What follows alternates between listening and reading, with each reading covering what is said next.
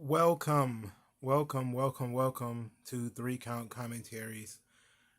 Thank you, everybody who is on time, even though I'm just a tad bit late. I'm a little late, not much, only a little bit. So, um, this episode was going to be mostly about Dana White's domestic abuse situation and everybody talking about it. Because the situation was huge.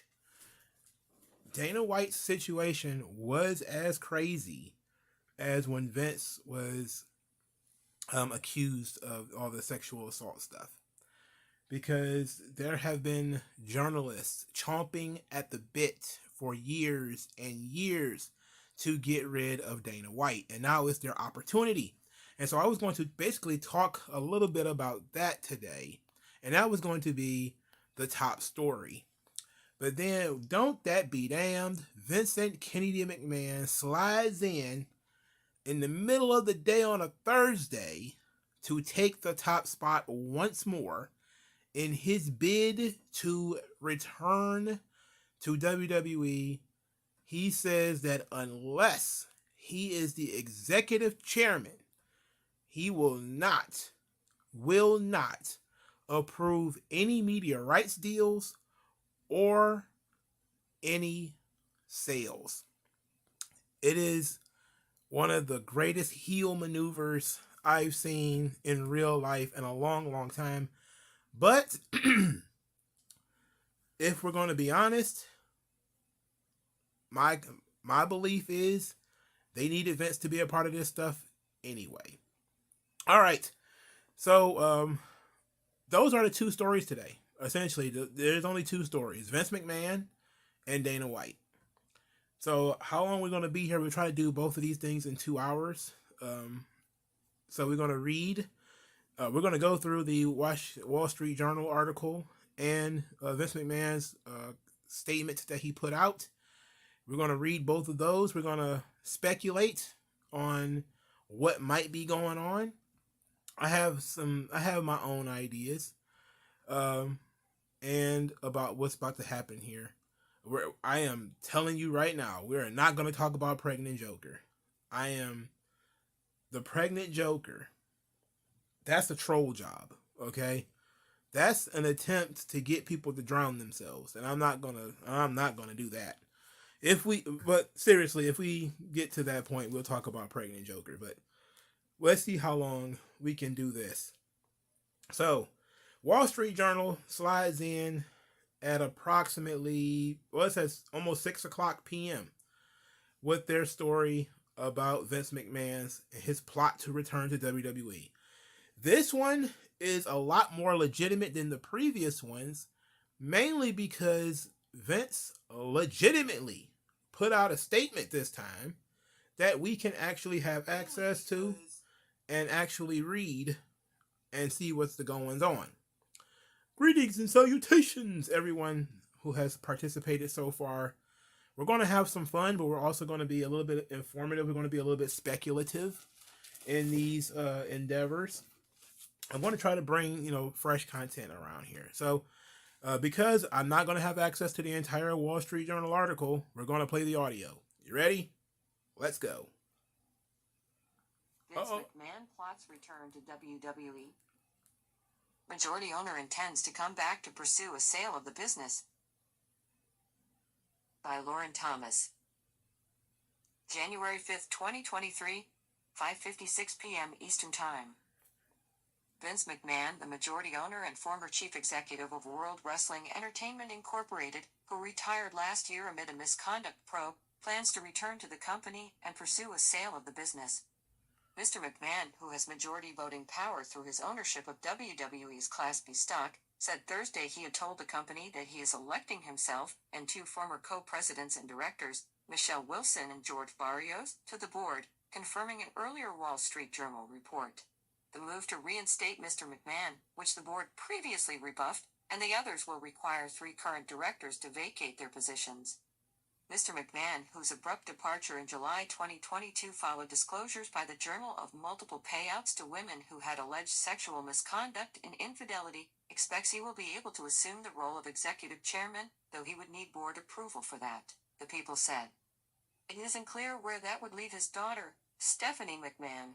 After his departure, she took over as chairwoman and co-CEO alongside Nick Khan, the company's former president. WWE shares rose more than 10% in extended trading Thursday on the news. To hear the full story, subscribe or sign in. All right. So, your boy, that being me, because I am your boy, I bought WWE stock on the 2nd of January. So the stock being up 12%, great for your boy. You know, I bought for the dividend, by the way. I'm not really a stock guy. I see dividends. That's kind of a kickback to me. The company invests in your investment. So I just say, let's do that. But we are going to go through now his position, the statement that he put out recently. And we're gonna talk about this. So Vince McMahon takes actions in support of plan for WWE to undertake a review of strategic alternatives and capture unique opportunity to maximize long-term value for all shareholders. This news was provided by Vince McMahon on January the 5th at about 7:25 Eastern Time. No, 16:25 is 4 o'clock. It's 4:25. So it says, submits written to WWE board electing himself and company veterans George Barrios and Michelle Wilson as directors. Actions are necessary to ensure McMahon's full participation in upcoming media rights negotiations and a review of strategic alternatives. Greenwich, Connecticut. Vince McMahon, the founder and controlling shareholder of World Wrestling Entertainment, announced today that he has taken necessary actions to position the company to capitalize on a unique opportunity to maximize long-term value for all WWE shareholders.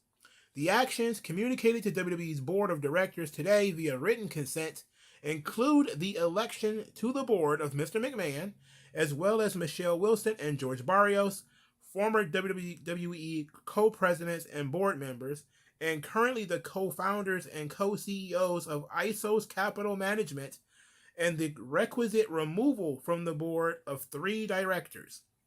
Mr. McMahon expects to assume the role of executive chairman of the board. McMahon's new role will enable unified decision-making through the company's upcoming media rights negotiations and a parallel full view of the company's strategic alternatives, which Mr. McMahon believes is the right course of action and in the best interests of WWE and WWE shareholders amidst the current dynamics in the media and entertainment industry. As Mr. McMahon has communicated to the board, he believes there is a narrow window of opportunity to create significant value for all shareholders, and that to do so, the strategic alternative review must occur in tandem with the media rights negotiations. He also expressed to the board that he believes these 2 initiatives require Mr. McMahon's direct participation, leadership, and support as controlling shareholder. Now, let's pause right here. So Vince is arguing that in order to maximize shareholder value, he should be in on the ground floor of any negotiations about the media rights fees and any possible sales or anything of that nature. It's hard to argue logically that he is incorrect. As the largest Class B stock shareholder, most of this stuff will have to go through him anyway. So if we're being honest, he was going to have to co-sign this stuff anyway. And he feels like if you're going to come to him and ask him to co-sign on a sale or to co-sign on a media rights fee or whatever, he should be in on the ground floor. So basically, You can't just take my money and have my money and do whatever you want with it and not ask me my opinion. But because he does get an opinion, he decides, well, I don't just want an opinion. I want to be able to be on the inside of these negotiations. I need a formal position in the company in order to get this situation together. And Ninja is absolutely correct. This makes sense. Everybody who's having a meltdown about this does not understand what he's trying to do. They're just thinking about things in terms of, what about the wrestlers? What about Triple H? All this kind of stuff. He's saying, you guys have to go through me anyway. You've got to go through me anyway. So I might as well be in on it. And you can't do, and I'm not going to okay anything at the, when you come to me with this package or whatever and say, Vince, just rubber stamp this. And he's going to be like, no, not doing that. So he's like, you guys need me. I'm going to need a seat at the table. There's nothing wrong with this. Is it a hostile takeover and all this kind of stuff? Like, no, even if he got back on the board, he still would hold all of his same stock. He still would have the majority shareholder. It would still have to go through him anyway. The only thing is he would have more power after this than he does now. That's the only real difference. So, but here's the thing. Those guys do have to, the 3 board members do have to step down voluntarily. So now the question is, does Nick Khan, Triple H, and Stephanie just say, we step down, and Vince just slides back in the seat? Who knows? But let's continue this thing. This is a statement from Vince McMahon himself. WWE is entering a critical juncture in its history, with the upcoming media rights negotiations coinciding with increased industry-wide demand for quality content and live events, and with more companies seeking to own the intellectual property of their platforms, said Mr. McMahon. The only way for WWE to fully capitalize on this opportunity is for me to return as executive chairman and support the management team in the negotiation for our media rights, and to combine that with a review of strategic alternatives. My return will allow WWE, as well as any transaction counterparties, to engage in these processes knowing they will have the support of the controlling shareholder. Big dick energy. He's saying, if you guys really want to know that I'm going to be on board with whatever you guys are going to do in these boardrooms, put me in the boardroom. Don't come to me after the fact and say, oh, this is what we're trying to do, and try to sell me on it. Put me in the room, on the ground floor, so that I can discuss this with you people. That way, if I agree, you don't have to try to sell me on it later. I'm saying it's hard to argue with his logic.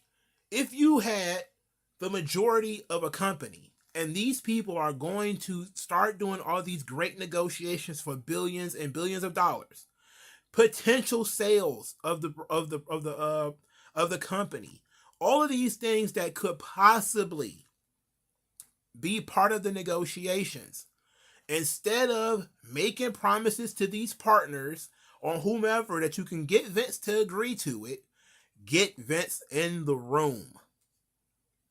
Then you can discuss it with him directly. Again, I'm finding a hard time arguing against his position. You have to go through him anyway. He'd have to okay this stuff anyway. That's the thing. He would have to already sit down with these people and discuss offers, counter offers, other what they call strategic alternatives. All that kind of stuff will have to be discussed with Vince anyway. And he's got his own ideas. So it makes sense for him to just, to get in. It makes sense. Let's continue. It says Prior to delivering written consent, Mr. McMahon sent 2 separate letters to the board in late December in which he expressed the urgency of his return to the company as executive chairman and his desire to work collaboratively with the board and management team. Following conversations with representatives of the company both before and after Mr. McMahon's most recent letter on December 31st, Mr. McMahon determined, consistent with his rights as controlling shareholder, that the steps announced today are necessary to maximize value for all WWE shareholders. So, from what it sounds like, is that he sent them a letter on the 31st, and he didn't like what they said, or what he probably didn't like the responses or the conversations that they were having. And so he decided, this is what's necessary. It's necessary for me to get in on the ground floor. Now, what does that mean? What did they tell him in terms of all of this stuff that he decided, you know what? I think I need to be in the room. You know, are they already, they have to be negotiating already, right? Some stuff has to be negotiated already. Some stuff has to already be floating around in the offices. So he's probably not liking what he's hearing. Maybe he doesn't like the attitude of some of the people on the board. Maybe he doesn't like the attitude of certain people on the management team. Maybe he's feeling like he's left out of these decision making. Who knows what it is? So he continues. Mr. McMahon said, quote, Ms. Wilson and Mr. Barrios are highly qualified directors whose professional experience positions them well to help the company achieve the best possible outcomes in both initiatives.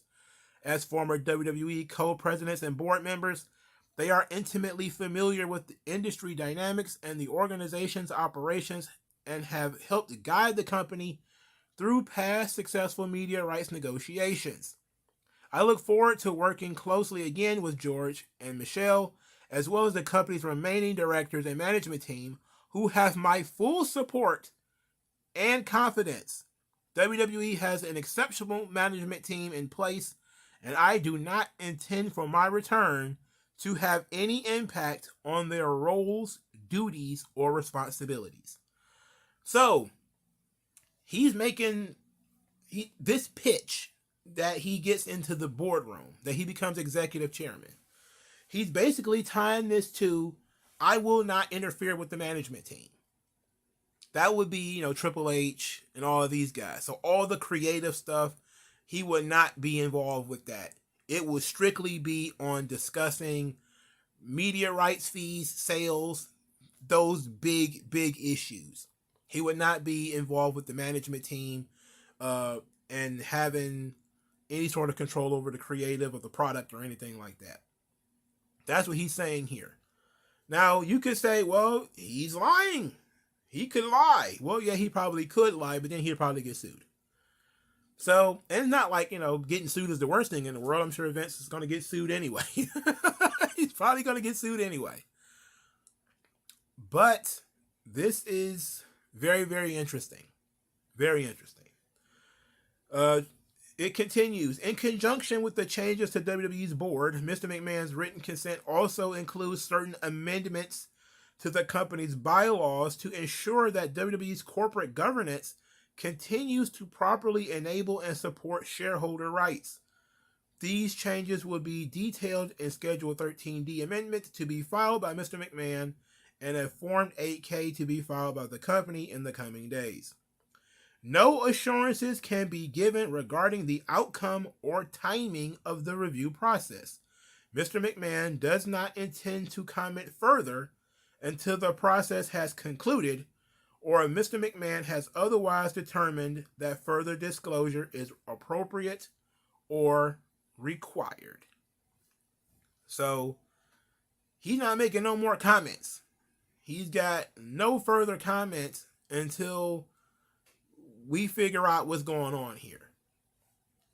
So, it says a lot that the company can't go forward without going through Vince. And Vince knows this, and Vince is going to use this. But also what's very interesting is that he wants to bring back Barrios and Wilson, which is very, very interesting because while we're arguing about, Vince and his super ego, which a lot of people are, running with that. Vince has a massive ego, which he does. It's not just put me back in the chair. It's Vince wants experienced voices in the room. People who worked for the company for years and years. Michelle Wilson and George Barrios both worked for WWE in high-level positions for years and years before leaving. They have the biography of the two of them here. Michelle Wilson, it says Michelle Wilson is a co-founder of ISO's Capital Management. She is a leading sports and entertainment C-suite executive, and prior to ISO's with Mr. Barrios, most recently served as co-president and board member of WWE until January 2020. In 2018, Miss Wilson was one of the 10 most powerful women in sports. She also was featured on Adweek 50 list, which highlights the leading executives in media, marketing, and technology, and named one of Sports Illustrated's 10 most influential women in sports.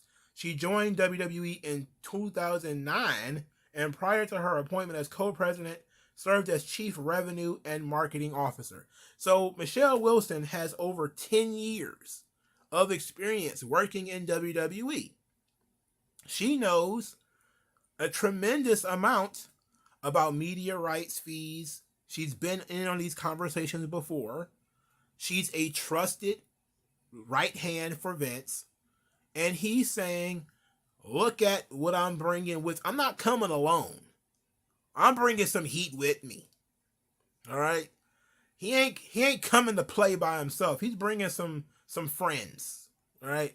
George Barrios says George Barrios joined WWE in 2008 before leaving in 2020. He was as he joined WWE as its chief strategy and financial officer.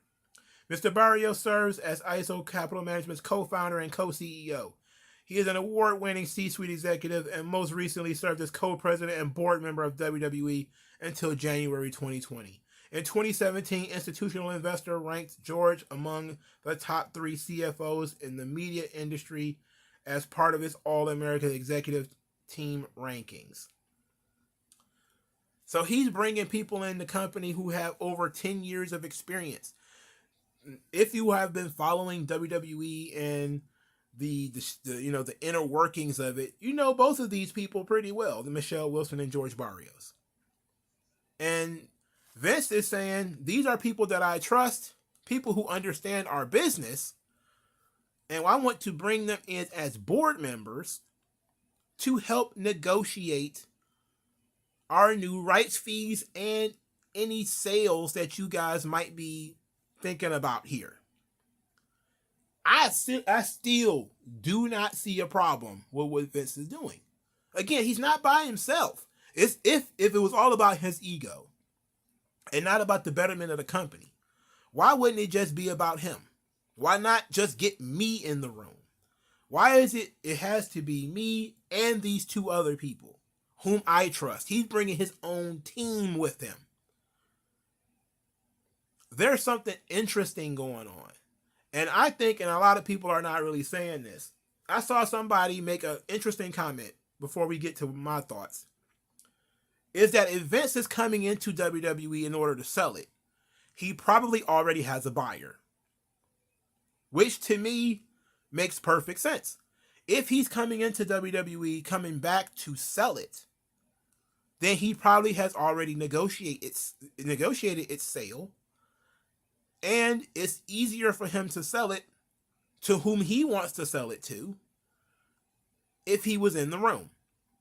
So that's one thing, is that he probably already has a buyer and he wants to sell it.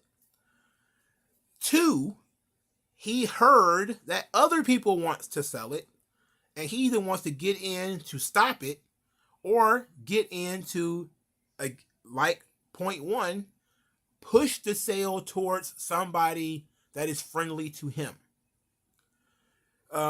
This would lead, of course, to other people who are saying that it's likely he's okay with selling the company as long as whoever he sells it to will let him continue to run it. which is entirely possible. And if you've seen, WrestleNomics and everybody else, that's essentially what they think will happen with WWE anyway, is that it'll get sold, and then the buyer probably won't know shit about wrestling and will just leave the McMahons and Triple H in positions to run the company, which is what they've been doing from the beginning. So it's likely that that's a possibility. I saw another interesting comment that says that Vince likely is being backed by Fox. Because SmackDown is doing very well, the SmackDown will be up soon. And that maybe there's conversation about selling the company to NBC, and maybe Fox is going to back Vince and getting a seat at the table to prevent that. That's entirely possible. There's also conversations about the Saudi deals, where maybe the Saudis like working with Vince, and they don't really like Nick Khan or, Stephanie or whatever. And maybe those people are not, the kinds of people that these folks want to do business with. We don't know. There's a lot of information. We don't know what we don't know. Right?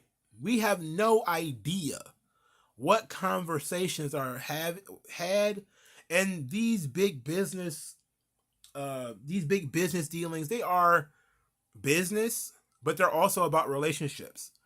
One of the things that WWE always had going for it was Vince. Vince was, a double-edged sword. You couldn't do business with the company at all without dealing with him, but dealing with him was always, a toss-up. He was a good businessman, but he was also a liability. Bad reputation, bad PR, just a lot of baggage that goes with dealing with Vince. But at the same time, though, Vince has been dealing with high-ranking television executives since the 80s. Nobody's got more experience doing this than Vince. Vince has proven himself to be a malleable businessman. Even if it's something he doesn't want to do, he's willing to accept it if it means to further the business. That is his institutional knowledge, because he built the business, is incalculable. Having a conversation about selling this company or any type of multi-million dollar, billion-dollar media rights deal that might end up selling the intellectual property of WWE or whatever the case may be to another entity. Nobody knows more about that than Vince. Now, here's an interesting bit. There's a lot of people, when Vince was forced out, there's a lot of people talking way back then that this was part of the idea to sell. That we get Vince out of here. That way we can, sell this thing. Of course, he still would have, to sign off on the sale, but they feel he might be so demoralized and he'd be so distracted with all of the sexual assault stuff that he wouldn't do anything except for maybe roll over and cough the company up. It turns out those people didn't know Vince McMahon.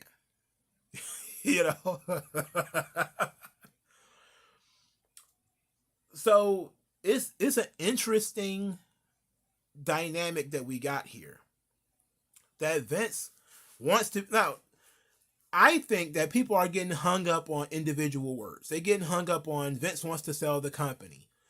All Vince is saying is that there's things that are coming up that are very important that require my cosign anyway. That requires my John Hancock, my signature anyway.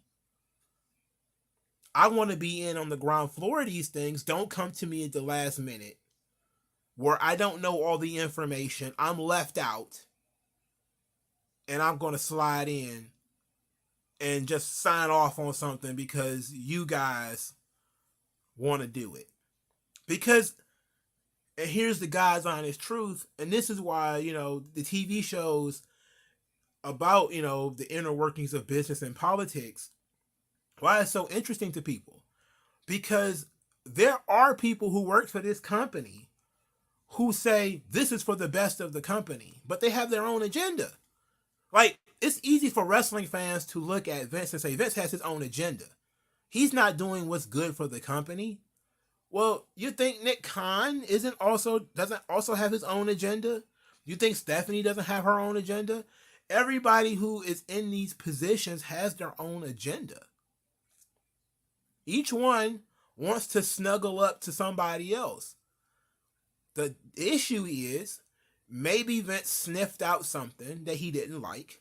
Maybe he was talking to some people while he was sitting at home for 6 months, and he figured something out.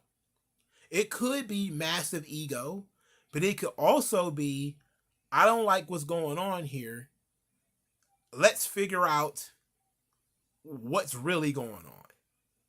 Because we know that somebody stabbed him in the back by, leaking all this information to the Wall Street Journal. We already know that.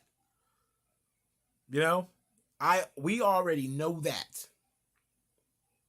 So this is him retaliating in a way by saying 3 members of the board have to step down, or I will not sign off on anything.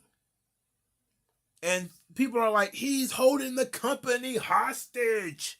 It's like, you don't understand. He has to sign off on this stuff anyway.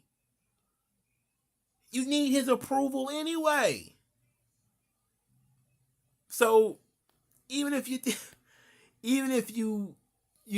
feel like this is unfair, understand this was set up this way years ago.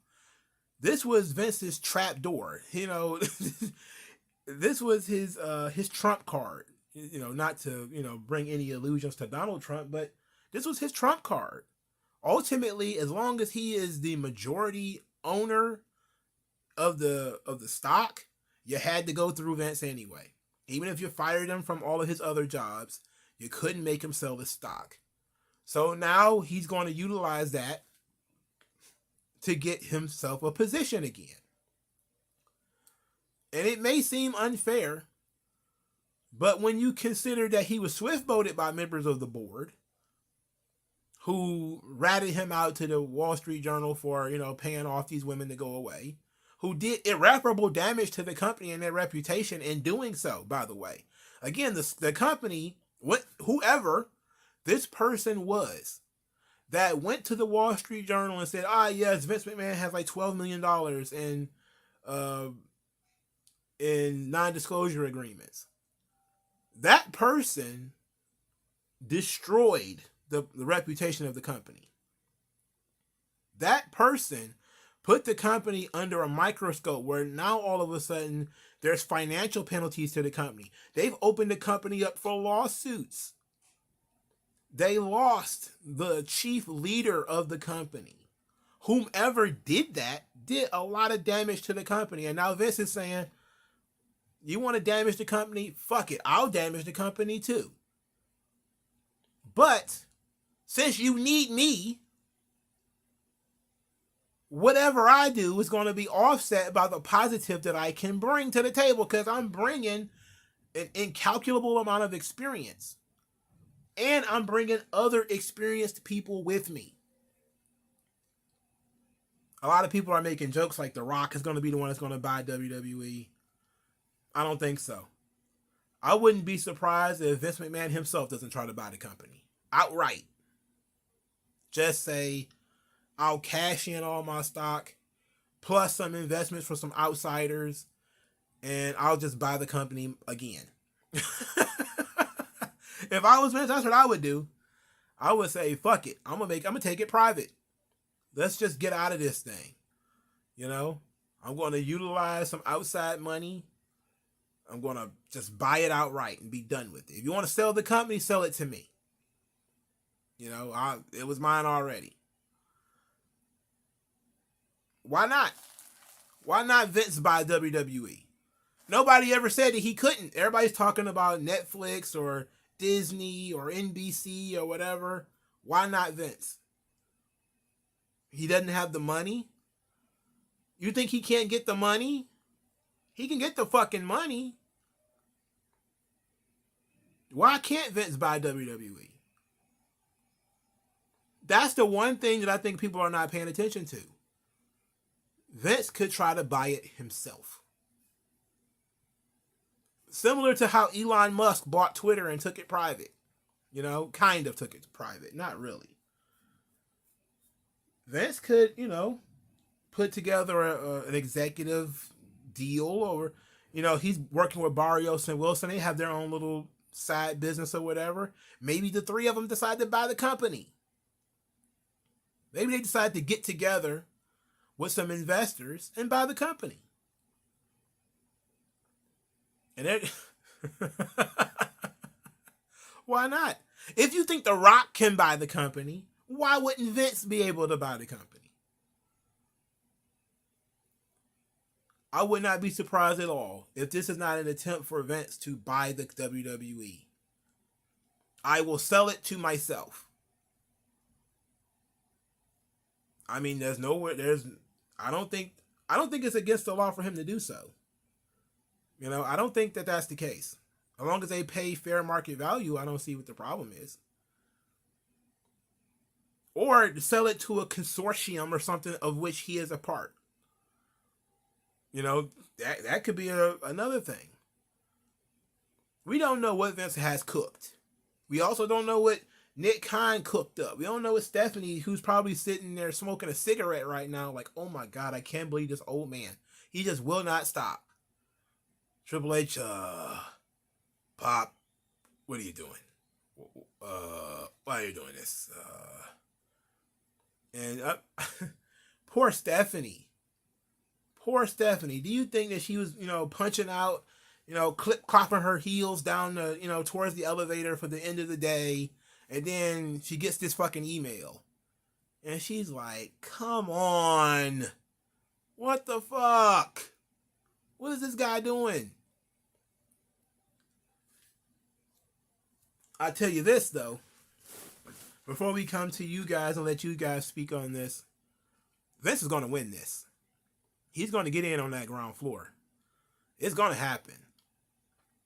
I don't think it'll change the product on screen too much, but I definitely think that he's going to get back to work at WWE.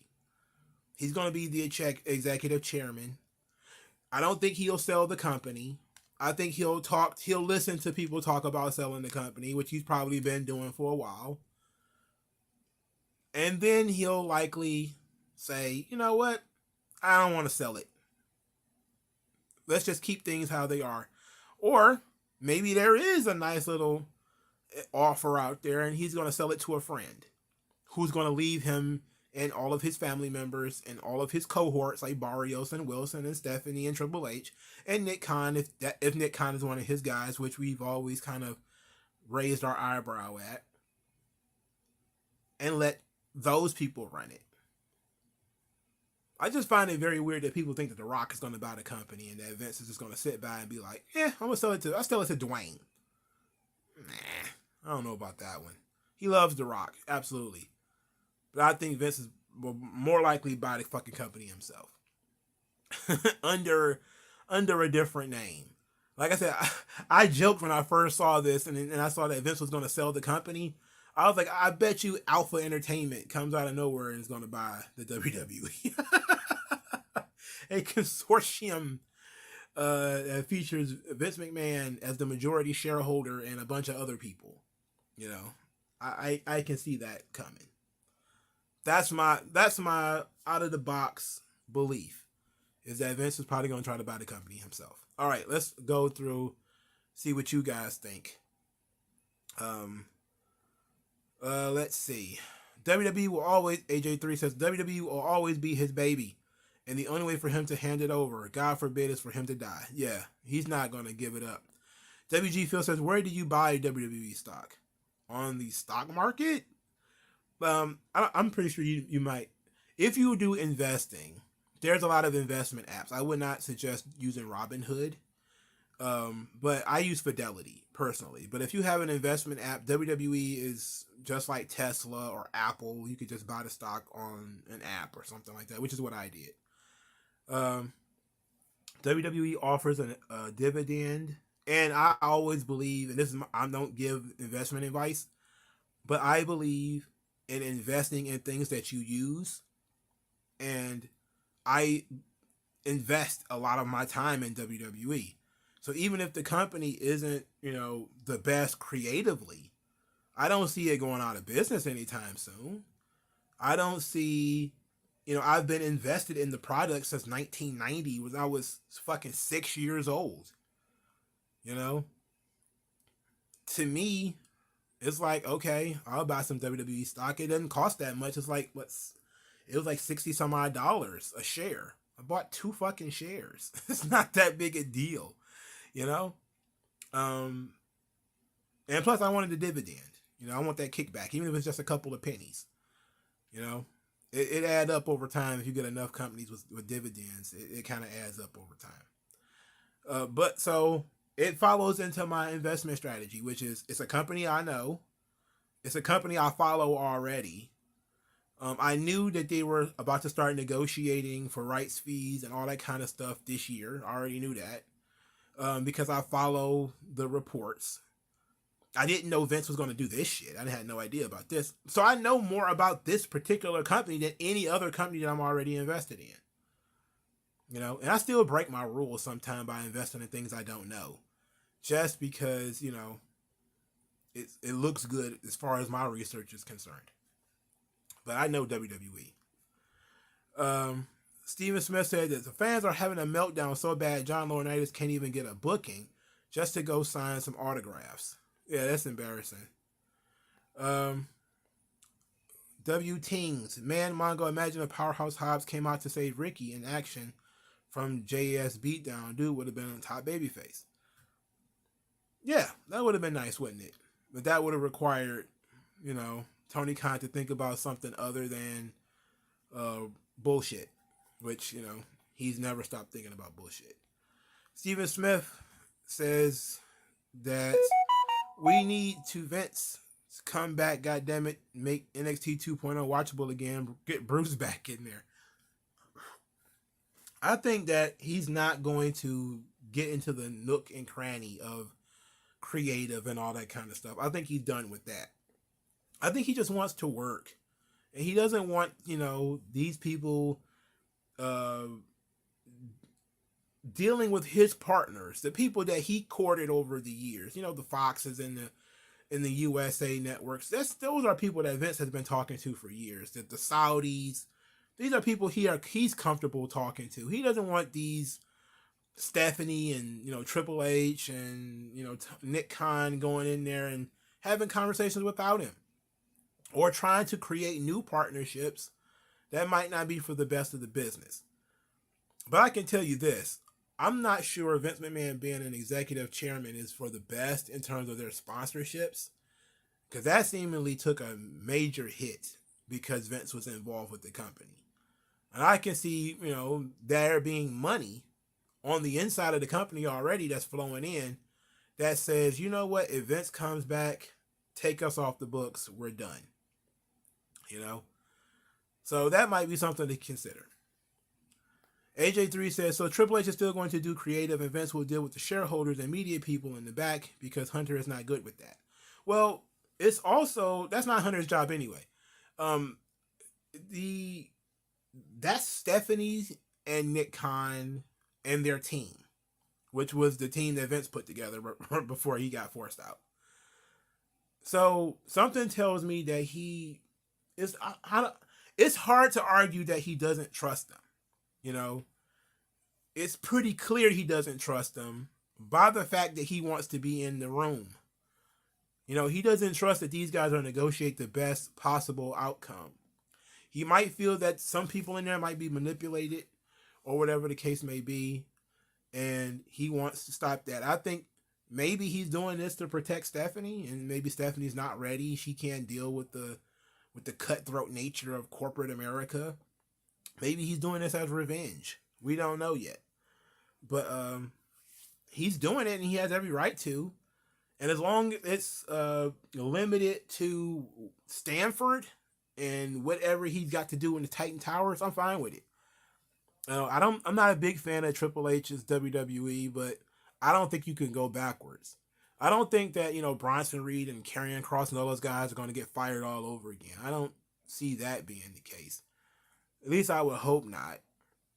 You know, that would suck, wouldn't it? Like everybody's getting comfortable coming back, and now Vince is like, "Welcome back, pal." You know, go back to the unemployment line. Bishop Marley says, "I think selling it was always on the table for at least the last couple of years. Vince was just slow to move on that because he still has hands on with the company." Yeah, I mean, selling it is always on the table because it's a publicly traded company. So if a buyer comes along, makes a huge play to get the company, they have to uh, negotiate it. You know, it's kind of by law. It's in the good, best interest of the shareholders for the company to increase its value. And if somebody comes along and wants to buy the company, they have to look at it. They have to look at it and say yes or no. But if the company was private, they could just say no. Even if they were offered $100 billion, they could say no. But if they're offered $100 billion, that's an increase of who knows how much to each individual shareholder, and that's a return on their investment. You can't possibly legally say no to that. So my thing is, they were likely not getting the buyout suggestions that they wanted. They certainly didn't get one high enough to actually sell. So that's something worth looking at. All right, what else we got? Peyton O's. Who is going to buy WWE? I don't know. I have no idea. As far as we know, WWE is still not for sale. Again, Vince is just saying, this is, if these conversations are being had, I need to be there. That's basically what he's saying. He's not saying for sure I have a buyer, this is what's going to happen. I don't think so. I think he's coming in to say, there are some initiatives that need my attention and that need my signature. And if you want that signature, if you want me to be on board with what you guys are doing, you have to let me be in the room. And he's telling the board, you have to sacrifice 3. You got to sacrifice 3. Somebody's got to give up their seat for me. Somebody's got to give up their seat for Michelle Wilson. Somebody's got to give up their seat for George Barrios. Because he's coming with his own team, and I'm guessing they're going to vote as a block. I'm guessing they're coming in already ramped up, already ready. My thing is, what does it say about the morale of the board if Vince forces his way onto it? And it seems like that's something that they didn't want anyway. So he's putting these board members in an interesting situation because as a board member, you have to do what's best for the company. And if Vince is telling you, you're not getting my cosign without me getting on the board, there's got to be some board members that are saying, "Ow, are we going to pick straws?" Like 3 of us got to go. It's for the best interest of especially if Vince has information that they don't have. There's always going to be some information asymmetry. I always say, look at the people with money. Fox, the Saudis, NBC, whatever. They're used to dealing with Vince. If those people are calling for Vince to come into these negotiations, and he knows that those people would be more comfortable with him in the negotiations, they're going to sort of lobby for him to return. So there's that he has the upper hand in this. Bishop Marley says he has controlling stock. He's not going to play ball with any media deals or selling outright unless he has to sit at the table. This has always been the case. The scandal just expedited this. Yeah. He was ousted. He didn't die. Yeah. He didn't die. He's still out there. He's an old shark, but he still got teeth. Bishop Marley says that was naive because he has controlling stock. They shouldn't have known Vince's ego wasn't going to allow that to happen. I agree. Uh, Flicks wishes it was Monday. I don't know. I don't know why. I'm him 24/7. Disney will buy WWE. I don't know. I don't know if Disney will buy WWE. Why would they? For what purpose? Um, so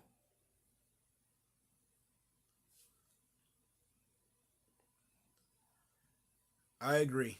You know, it's a difficult time for a lot of the fans because a lot of them don't understand what's going on. They just hear Vince is coming back because a lot of their um how do you say, a lot of the people who talk to them or that they listen to, that's what they're thinking about. They're just thinking about Vince's return. They're not thinking about uh, what this means in the long term or in the short term. They're just thinking, "Oh no, my favorite just got is going to get fired again." It's like you do realize that there are other functions to WWE outside of the creative. You know, there are so many other functions to this company. Bishop Marley thinks that it will be NBC Universal. Now, Mongo said they've been dealing with Vince since the 80s. Correct. You know, he has long term relationships with people in NBC. You know, he has friends in NBC. It's likely that if he was going to sell the company, you know, he might push it towards NBC. Or Vince might be there to kill any sale. We don't know. That's the thing. That's the thing about information asymmetry. We don't know enough. We don't know. Maybe Vince heard that they were going to sell the company to the Saudis, and then he's going to step in and be like, absolutely not. We're not going to sell this company to the Saudis. We're not doing that. Or maybe he wants to sell the company to the Saudis. We don't know. We're not entirely sure because Vince don't want to comment, and there's going to be so much about this that we don't know. There'll probably be books written about this in 10 to 15 years. A good financial journalist is probably going to, who has some history with wrestling, is probably going to get involved with this. You know, they're going to investigate the hell out of this, especially these board members who stepped down and are quitting in recent years. They've had a lot of churn, a lot of turnover. Those people are going to get drunk in in an office, not an office, but a drunk in a bar somewhere, and blather to some guy with a notepad. And this is going to become like a best-selling book. How to deal with psychopaths like Vince McMahon. You know, people who weren't there that long, all the people who were released in January of 2020. Man, there's going to be so much information, especially since a lot of those people were there for the long term. Ben, get it in. It's a corporation, not a territory wrestling promotion. Exactly. This is a corporation. They have a lot of functions. There's going to be a lot of different functions, a lot of moving parts. And it's not just about what's going on between the ropes. It's going to be a lot of what's going on there. Smooth Realism says, couldn't they just fire him again after the deal? I don't think so. I think once he's in the chair, he's in the chair. And I think that's the real danger of it.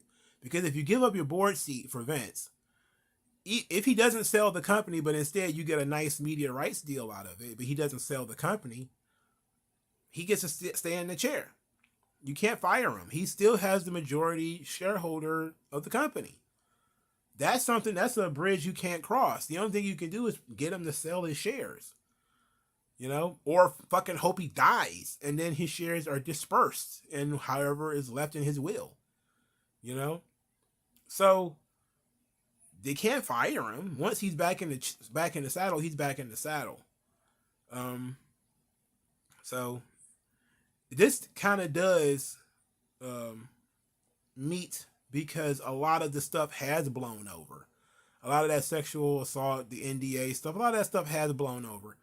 Now, he does have another year because 2023 is an interesting amount of time because California and New York have both have adult survivor laws which allow people to be sued for crimes that occurred within the last 30 years or something like that. So he could be sued by Rita Chatterton and by the young lady in California for a sexual assault or rape or whatever. He can be sued. So if he manages to muscle his way back on the board and then he gets sued by Rita Chatterton, he's probably going to have to step off again. You know, he's probably going to have to once again resign, you know, because he's not going to be able to argue a legal case and be a part of the negotiation team for the company. This just won't happen, you know? So if that begs the question, has Vince already thought about that part? Is he looking at the Rita Chatterton thing and saying, you know what? I can handle this. I can beat this. Or she's not going to really sue me. She's just threatening to sue me. It's not real. You know, that could be ego right there. Because these girls, well, these two ladies, they're adults, you know, they got until the December to sue him in California and New York. And if he gets sued while he muscles his way back to the board, I mean, what happens? He's forced to step down again. I don't know. Like that's something to consider. That's definitely something to consider. Bishop Marley says, is that what he's asking for? A job? Is Vince seeking to be an executive again, or is this just a temporary thing because he has control in stock? Well, that's the question. You know, he's 77. He'll be 78 in August. He's been doing this his whole life. He's likely bored. He probably did feel like he was forced out and he probably could have survived it because he didn't really do anything wrong in his mind. It could be any number of things, you know? It might be he wants to secure the future of the company before he, you know, is carted off the mortal coil. We don't know, you know? But we do know that you can't replace that knowledge. And the company has spent years and years and years acknowledging that if Vince was in any way incapacitated or injured or killed, or if he dies or whatever, that would affect the company and their ability to negotiate and earn money. And Vince is utilizing that because this has been in their reports going back at least 10 years. One of the risks in WWE has always been if something bad happened to Vince. 2022, something bad happened to Vince. He was forced to retire. Now 2023, he's like, oh shit, the company needs me. Let me put on my cape and come back to rescue. But a lot of people don't think that the company needs him. So that's something to look at. Rachel Buck says this will make people stop watching WWE and watch AEW instead. And then it will shut down forever and Tony Khan will win. Well, good luck with that. All this is happening because Dominic went to prison. You know, prison changes a man. Smooth Realism says, I'm afraid for Bray's future. If Vince is in charge, for sure he's going to cuck him again. He's not going to be in charge of creative. He's only going to be in charge of, you know, being executive chairman, dealing with the business of the business, not with the creative of the business. Oh, he did get engaged. That was creepy. As soon as he get out of jail, he gets engaged. That's weird. Yeah, this is a business thing. This is not about creative at all. If Disney buy WWE, it's the end of the world as we know it. Look, I may actually quit watching wrestling at that point. I hate Disney. I hate Disney so much. I hate it so much. Does Vince buy the company and remain public? No. I think that if he was to put together some kind of consortium to buy WWE, it's going back private. And he's probably just going to leave it in his will to somebody, you know. I don't see why he wouldn't. You know, like he's got some really powerful friends. You know, he's got people who got money. I don't see why he wouldn't put a bid in to buy the company himself. It'd be the last gasp for him to go out on, is to, take the company back private, because this public thing is not working. Maybe he doesn't think it's working, but in some cases it is working. Who knows? It's hard to tell. Bennett times 100. That would be a Vinnie Mac move to buy the company. Back wrestling Twitter will explode. That's why I want that. I want that. I want Vince to step in and buy WWE. God damn it, pal, I'm the boss. I'll be the boss till the day that I die. Talk about a flex. Vince will be freaking Lex Luthor in real life if he pulls that off.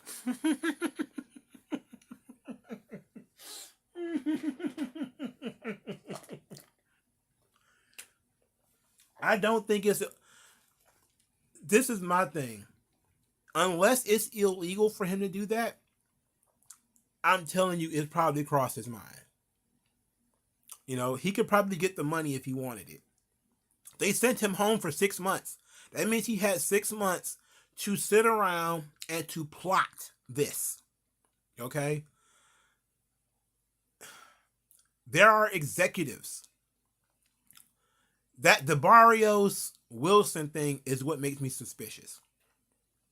Okay? Because he's not coming by himself. He's bringing in his own people. This is a attempt to take the company back. Okay? At this point, I would say if he wants to, if he hears some inklings about them selling the company, he could just step in and say, I'll buy it. Sell it to me.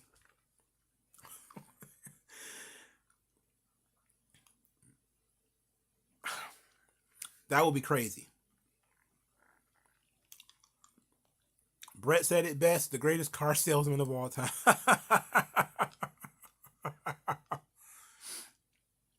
Triple H is not a good spokesman for the company. Why is his track record of success in the stock market, media, press, all that? Triple H was brought in to run creative, not to do any of that stuff. Something was suspicious when Stephanie was made a co-CEO. That was suspicious.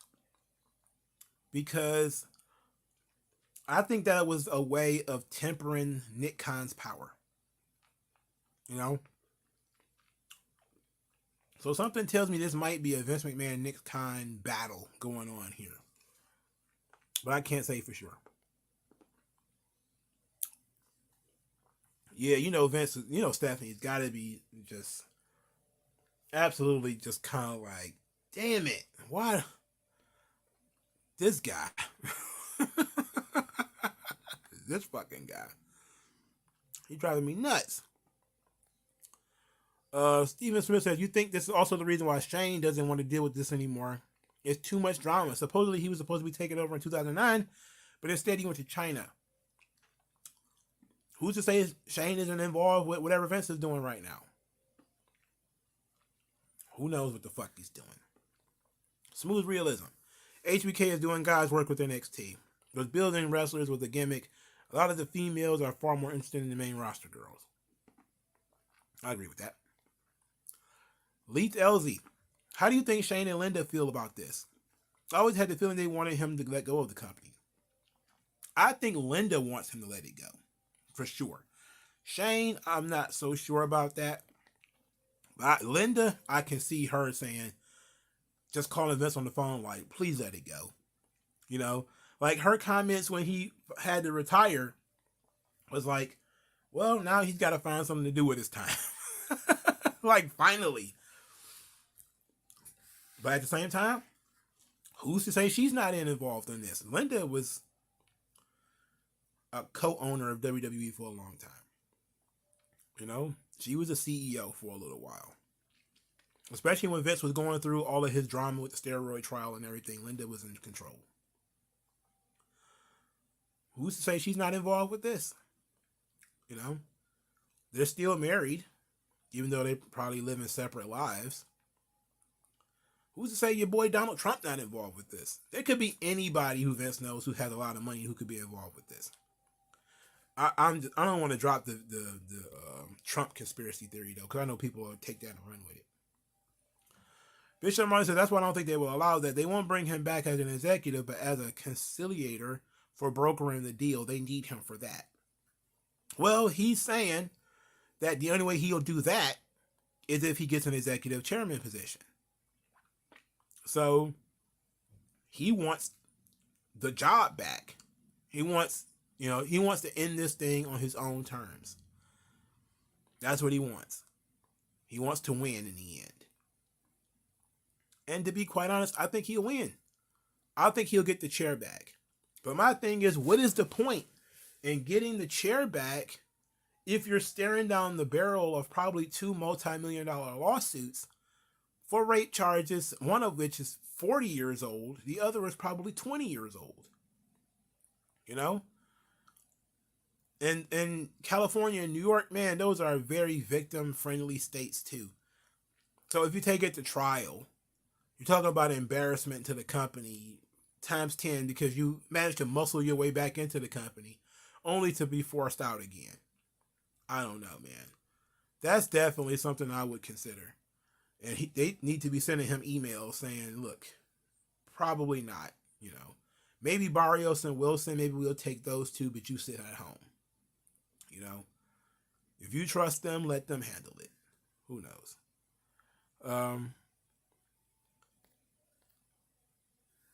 Banana the bad guy Williams. People don't understand business and how it works. That's why they're melting down. Yeah, all they see is Vince is back, and they just think wrestling. He's gonna bury our guys. He's gonna fire Gunther. He's gonna do all these horrible things. And I'm just kind of like, I'm not looking at it from that perspective. I'm not looking at it from the perspective that he's gonna come in and start firing wrestlers again. I'm thinking he's gonna come in and gain control of the company again, and then he's going to start fucking with management. Like, he says that he just wants to support the management team. He doesn't really want to do anything to management, but Vince has been battling the board for a year now. The board, again, were the ones who outed him as having non-disclosure agreements. So that means there's a traitor on the board who, again, really damaged the reputation to the company and damaged Vince McMahon personally. He wants revenge. Maybe he's already figured out who it was. We don't know. I would not be surprised if one of the people who steps down is one of the people, if not the person, who talked to the Wall Street Journal. I would not be surprised at all. We'll figure it out one day. It'll probably come out one day. Bishop Marley says, I really think the McMahons have a weird family dynamic. They treat each other more like corporate and political rivals than relatives. That's because they all operate in the company in some way. Again, everybody has their own agenda. Everybody's got their own agenda. Interesting enough, Ariel Helwani was talking about Bellator being up for sale. And whenever something goes up for sale, I always just at Vince McMahon on Twitter as a joke. So I heard that the CW network was for sale, and I just added Vince McMahon just out of nowhere. And so I kind of added Vince when Ariel Helwani was talking about Bellator being for sale. I should have added Shane. Rachel Buck says Fox needs to buy the company because they are working SmackDown.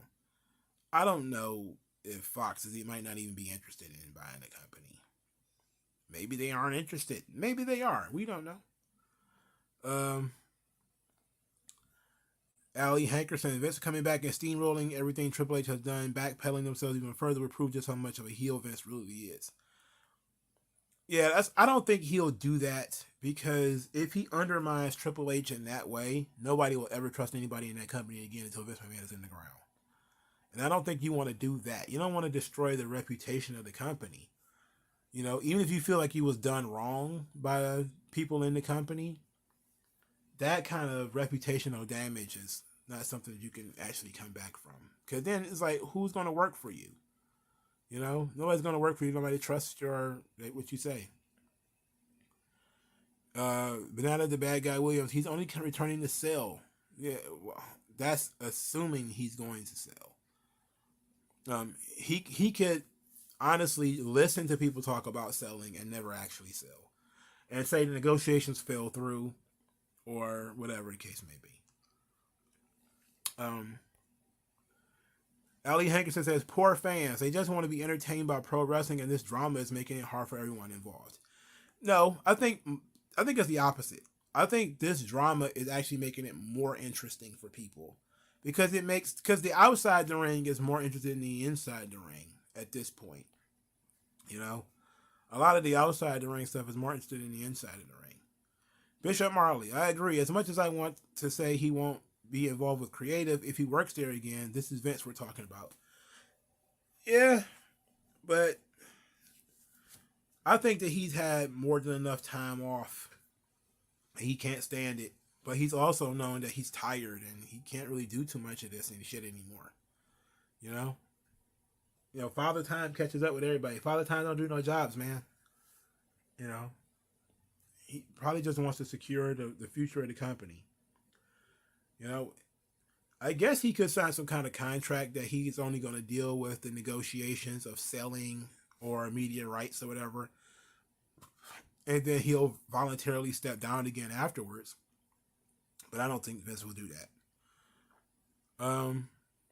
Bishop Marley says, "My question is, can he still broker a deal without getting a seat on the board? Guess I better research that." I'm guessing he could. I'm guessing they could talk to him, and he could then turn around and pitch ideas to everybody else on the board, but he doesn't technically work there now. So he's basically just a shareholder. But it's an interesting thing that he's also now highly concerned with shareholder rights. As you could, if you go back through the document, he's talking about shareholder rights issues, and I'm like, is that another clue that something wrong was going on?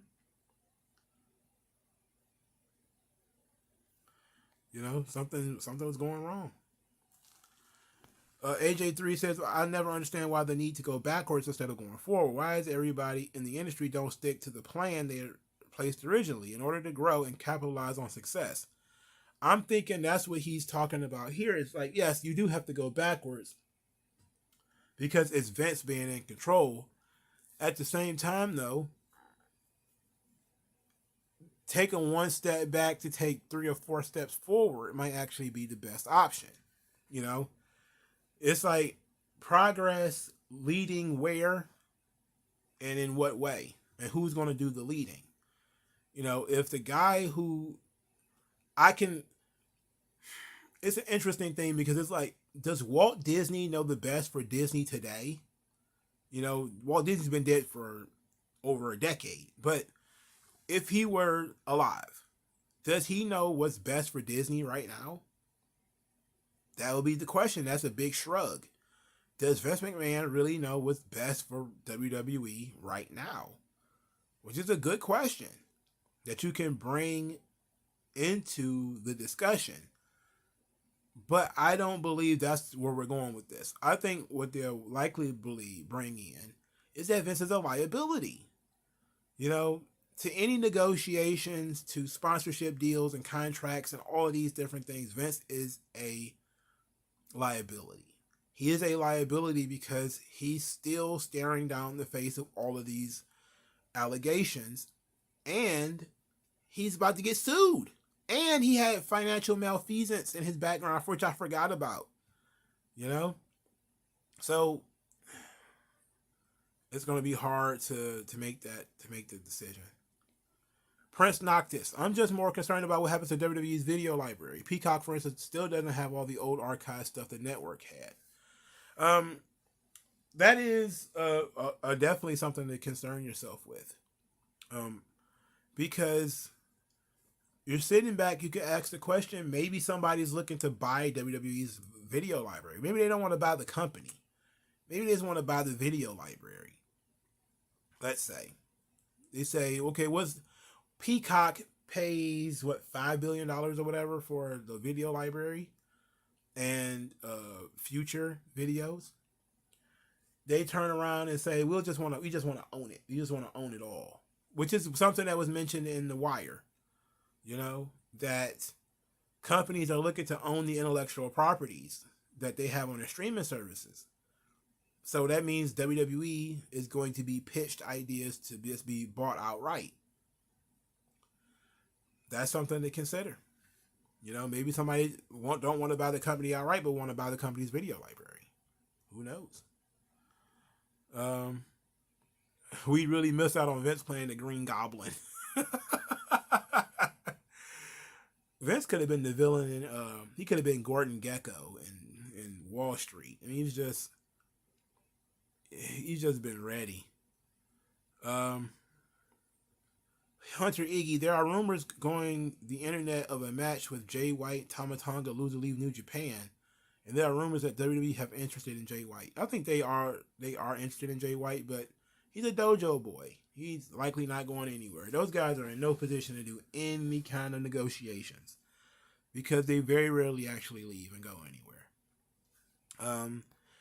AJ3, Naomi is set to return to WWE TV soon. After the whole Mercedes Moné is a free agent now, will Naomi return as a heel or a face? Well, even if she returns, she'll return as a babyface because people haven't seen her in a long time and they'll be glad she's back.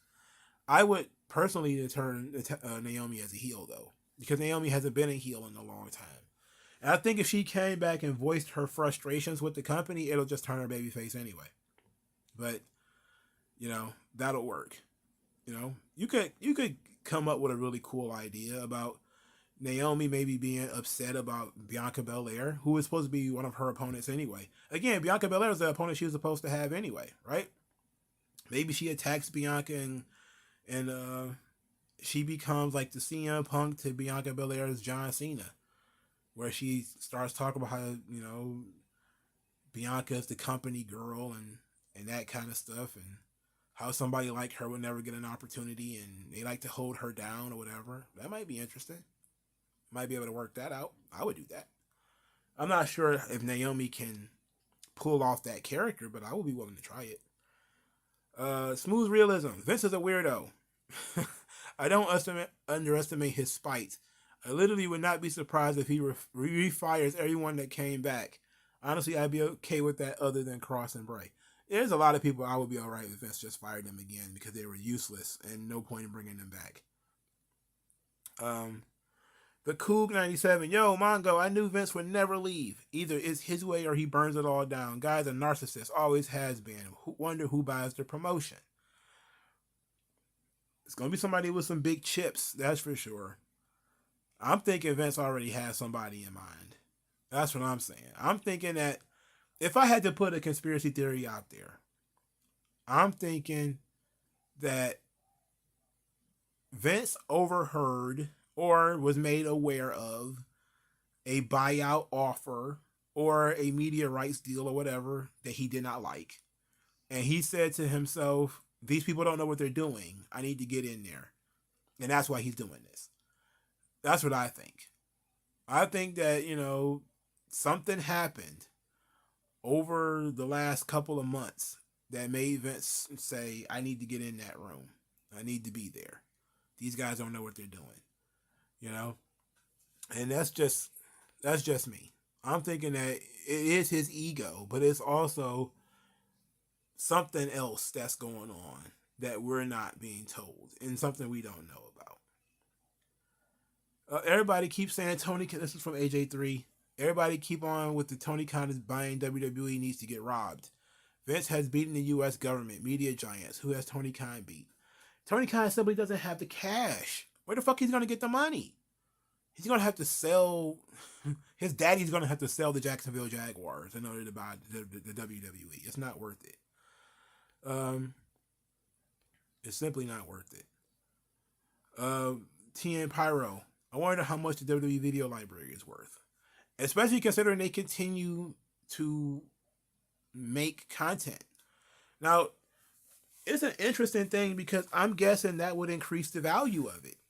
You know, the fact that you're always adding to the library consistently. They add to the library every Monday, Tuesday, Friday, sometimes Saturday, sometimes Sunday. They add to the library. So it's not like world class where there's a definitive, or not really a definitive in beginning, but a beginning and an end. There's no going to be any more additions to this library. WWE's library is consistently being updated. So that has to add some value to the company and to the library, is that there's going to be consistent uploads. Um, that's why I'm thinking they would probably be better off just buying the company outright rather than buying the library. Because if you buy the library, you do what? You buy it up to a point. You know, let's say you buy from 1960 to what, 2020. I don't know. And then they fucking have Roman Reigns and The Rock at WrestleMania this year, and you don't have it on your streaming service. That's silly. I don't know. So that's difficult. That's difficult to say. Um, Flex says, Mongo, you are definitely explaining all of this way better than anyone else posting on it. I appreciate that, man. They are constantly, people freaking out. I try not to freak out. For starters, when I saw this, I laughed because it's the kind of super villainy I expect from Vince McMahon. It is the absolute kind of insane stuff I would expect from Vince. And he lives up to my expectations that he doesn't roll over and die. Everybody who's even paid any of a minutia of attention to Vince McMahon over the last 20 years already knows how this guy is. They knew he wasn't going to give it up. For him to, and people were doing these documentaries. I saw them on YouTube. The rise and fall of Vince McMahon.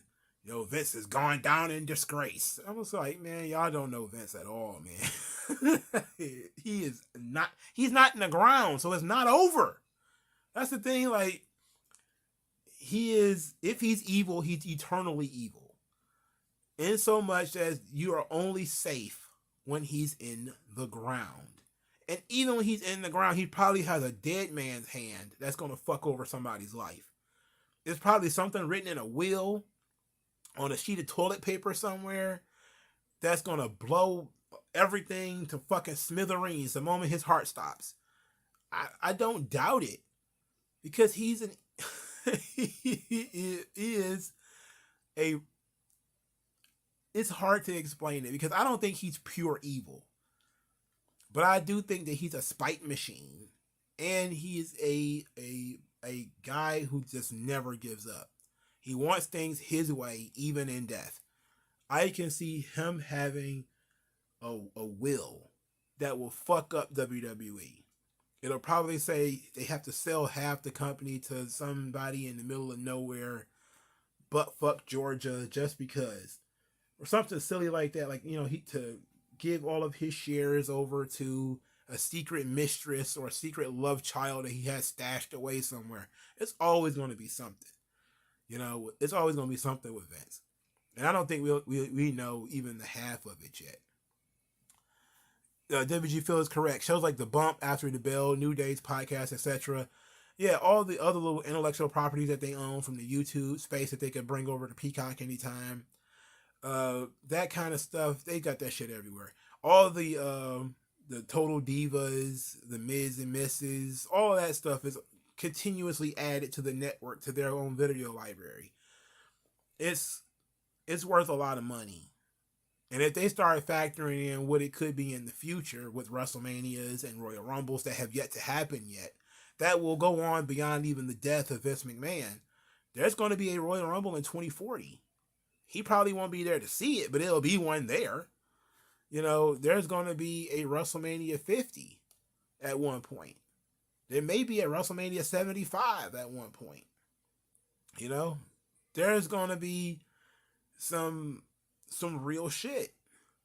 And if they get to the point where they start selling these rights fees in blocks, let's say they decide you can buy the rights fees for Raw, SmackDown, NXT, all of our TV shows from April 2024 to March 2025.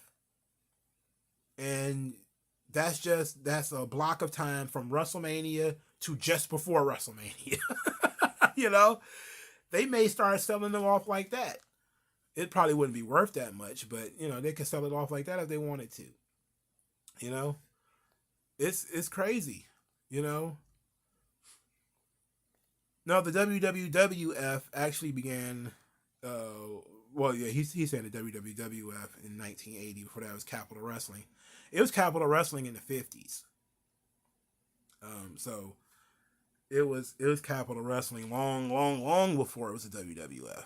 I don't know if any of that footage is still around. The Capital Wrestling footage. How much of that is still around? That's what I want to know. The Coug 97, Vince ain't beating the rap this time with federal investigations. It's finally caught up with him at 77. Man, it's been very quiet on the Western Front when it comes to a lot of these investigations that were supposedly happening on his financial malfeasance.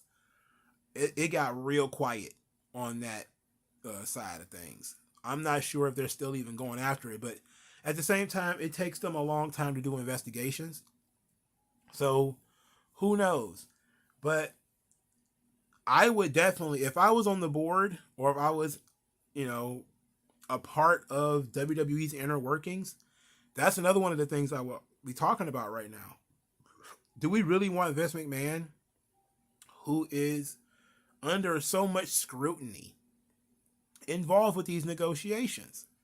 Yes, we do need his cosign to do all of this stuff, but maybe it's best for him to just come in after the fact and say yay or nay and not be there, us literally doing business with him.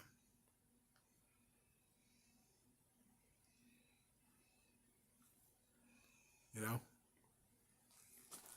Vince should be inducted in the WWE Hall of Fame. I don't think he'll even do it.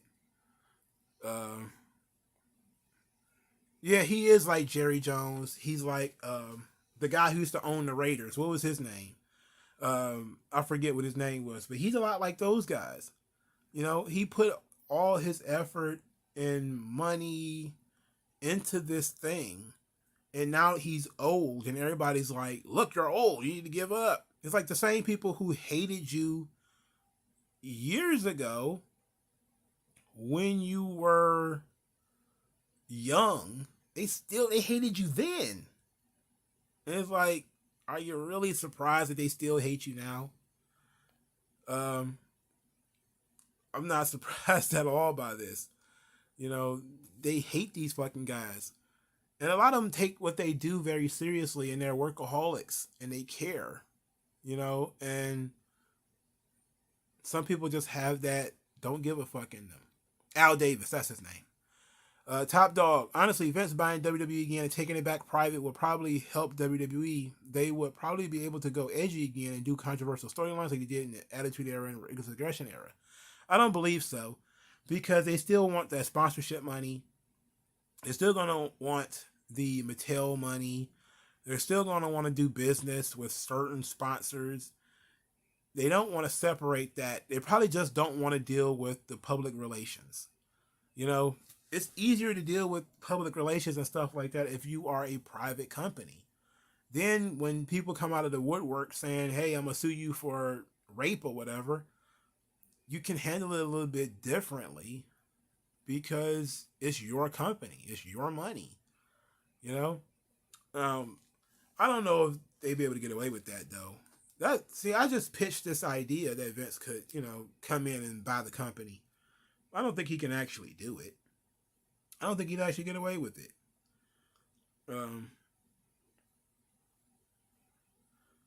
So I don't think he'd be able to actually get away with that. All right.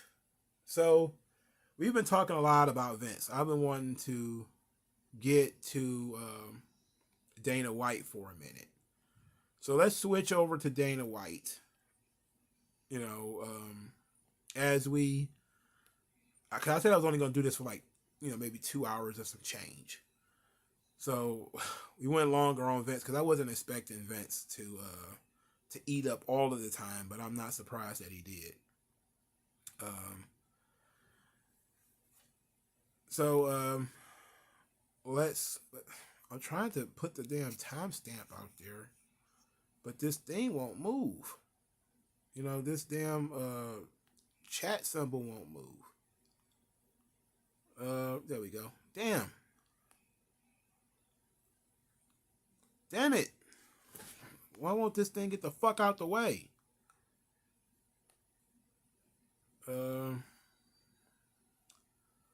Let's see. I'll come back to it. I'll come back to it.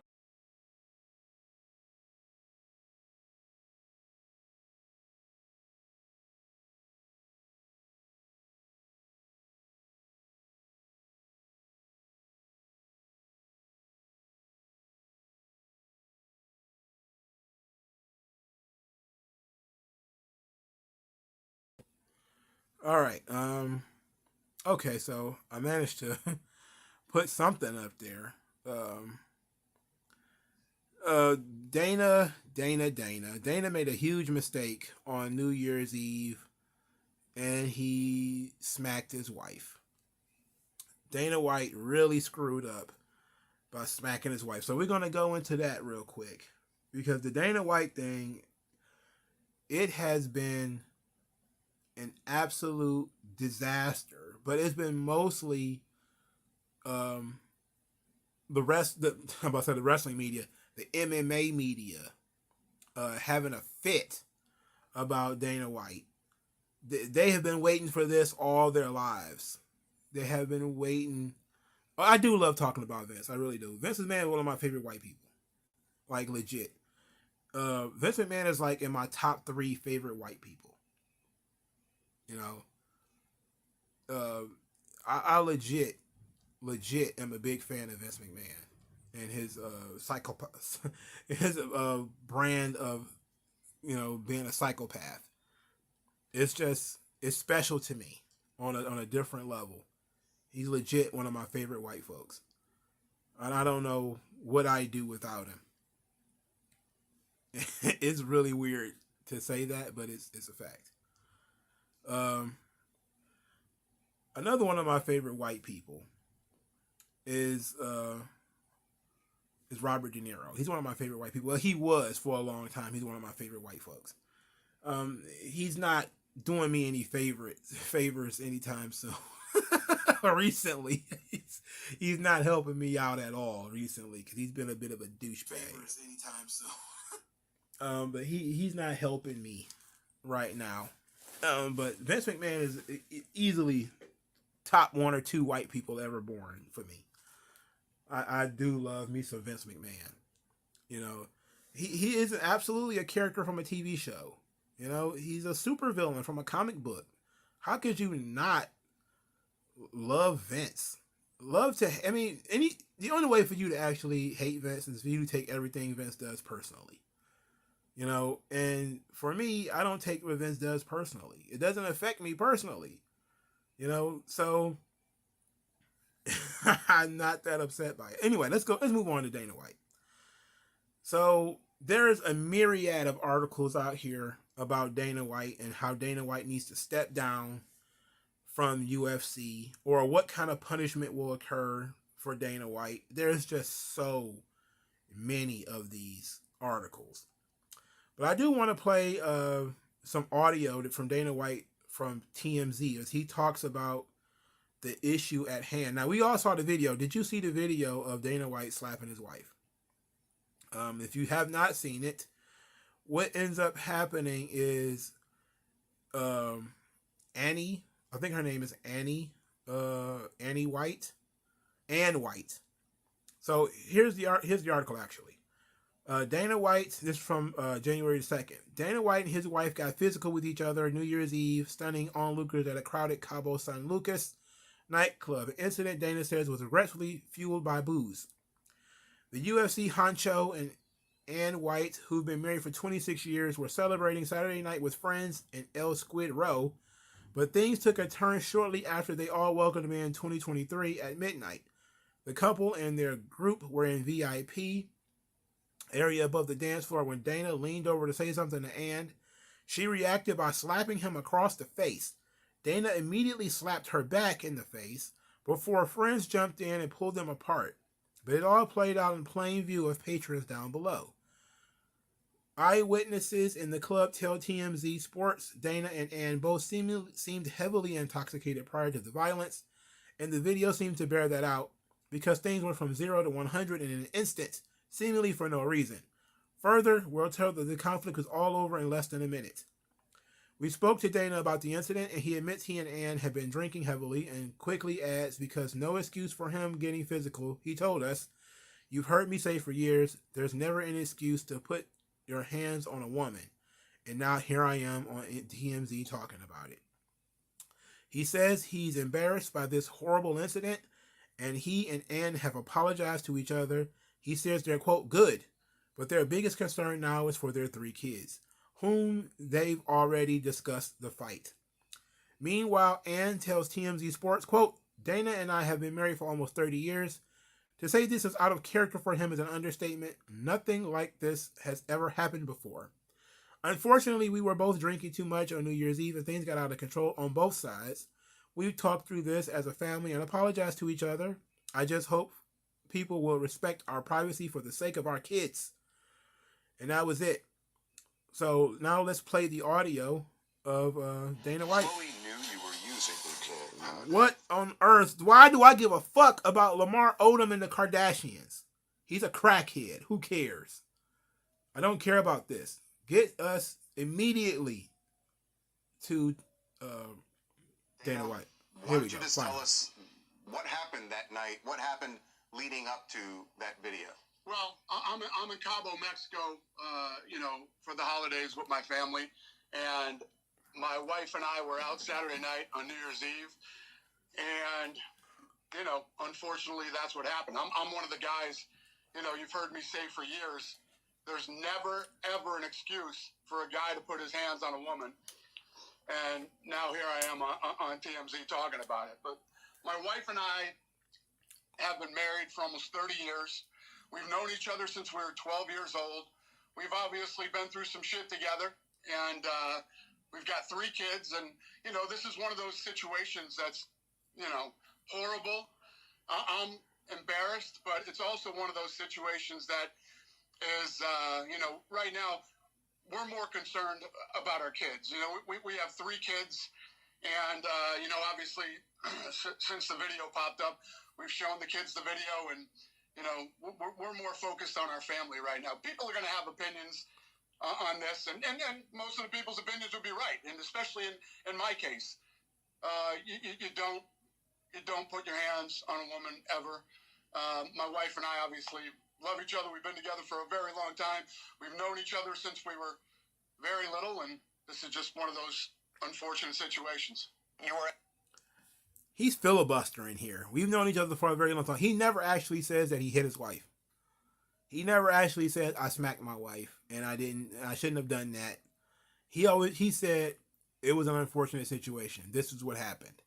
He never actually says the words, "I hit my wife," which is what he did. Now, she hit him first. You could call it a fight, and I remember that was the first argument from the MMA media, is how people chose to frame it. Most people chose to frame it, Dana White smacks his wife, he beats his wife, slapped his wife, or whatever, completely ignoring that she hit him first, that they were both drunk, and all this kind of stuff. And look, I don't know if you want to call it an excuse. The thing is, tell the whole damn story. If you're going to tell a story about a guy doing some foul shit, tell the whole story. He said they've been together since they were children, and now they have kids. Well, they kids are probably adults, at least. And Team Pyro was correct. Them kids are probably, look, I don't know how old you guys are. Maybe I shouldn't tell that story. Okay, we're going to nix that story. But I don't know how old you guys are. But if you're like 24 or 25, let's say, and out of nowhere, here comes a video of your daddy smacking your mama. How are you going to react to that? Are you going to be upset? I know I would be. Dana White's in his 50s. I mean, his mom's probably their mom's probably in her 50s. So she's like an older lady getting smacked around in a nightclub in Cabo by her husband. She shouldn't have hit him first, though. She should. I mean, I think it's fair to call it a fight. You know, a slap fight, one might say. You were at a place in Cabo that where alcohol flows. Yeah, I mean, Dana, what we were told by people who were in the club that it, at least to them, seemed that there was a lot of alcohol involved in this situation. There was definitely a lot of alcohol involved, but that's no excuse. I literally am making no excuses for this thing at all. It's never happened before. It's the first time that it's ever happened, and people are going to say what they're going to say. It's just is what it is, and whatever people do say, it's deserved. I deserve it. It happened. I don't know why it happened, and you know, my wife and I have apologized to each other. We've apologized to our kids, and you know, this is one of those things that everybody's going to chime in. I could care less what anybody else thinks about this. Right now, what we're more concerned about are our kids. And okay, T Empire said I would be upset my mom and dad not even together. It's like your dad walk around just smacking. Ain't been together in 25 years. He's just smacking her in the face. All right, I'm not gonna play this whole audio, but your boy Ariel Helwani. Oh, he's been having a blast, and it's all been under the guise of social justice. You know, you can't hit a woman. You know, but he's been having an absolute. I think it was unfair to say that he's been having fun with this, but he's been sitting around waiting for this. There's a lot of people in the MMA media that have been waiting for this. They have been waiting for this. You know? So let's go into some of the responses. First, let's go with Ariel Helwani first, because why not? He has a lot to say about this subject. What happens then? If you got away with it, how can you punish them? Now you're just a hypocrite if you don't do anything. All that being said, asking me right now, face to face, mano a mano, do I believe something's going to happen? The answer is no. I do not believe anything is going to happen. Endeavor has been silent.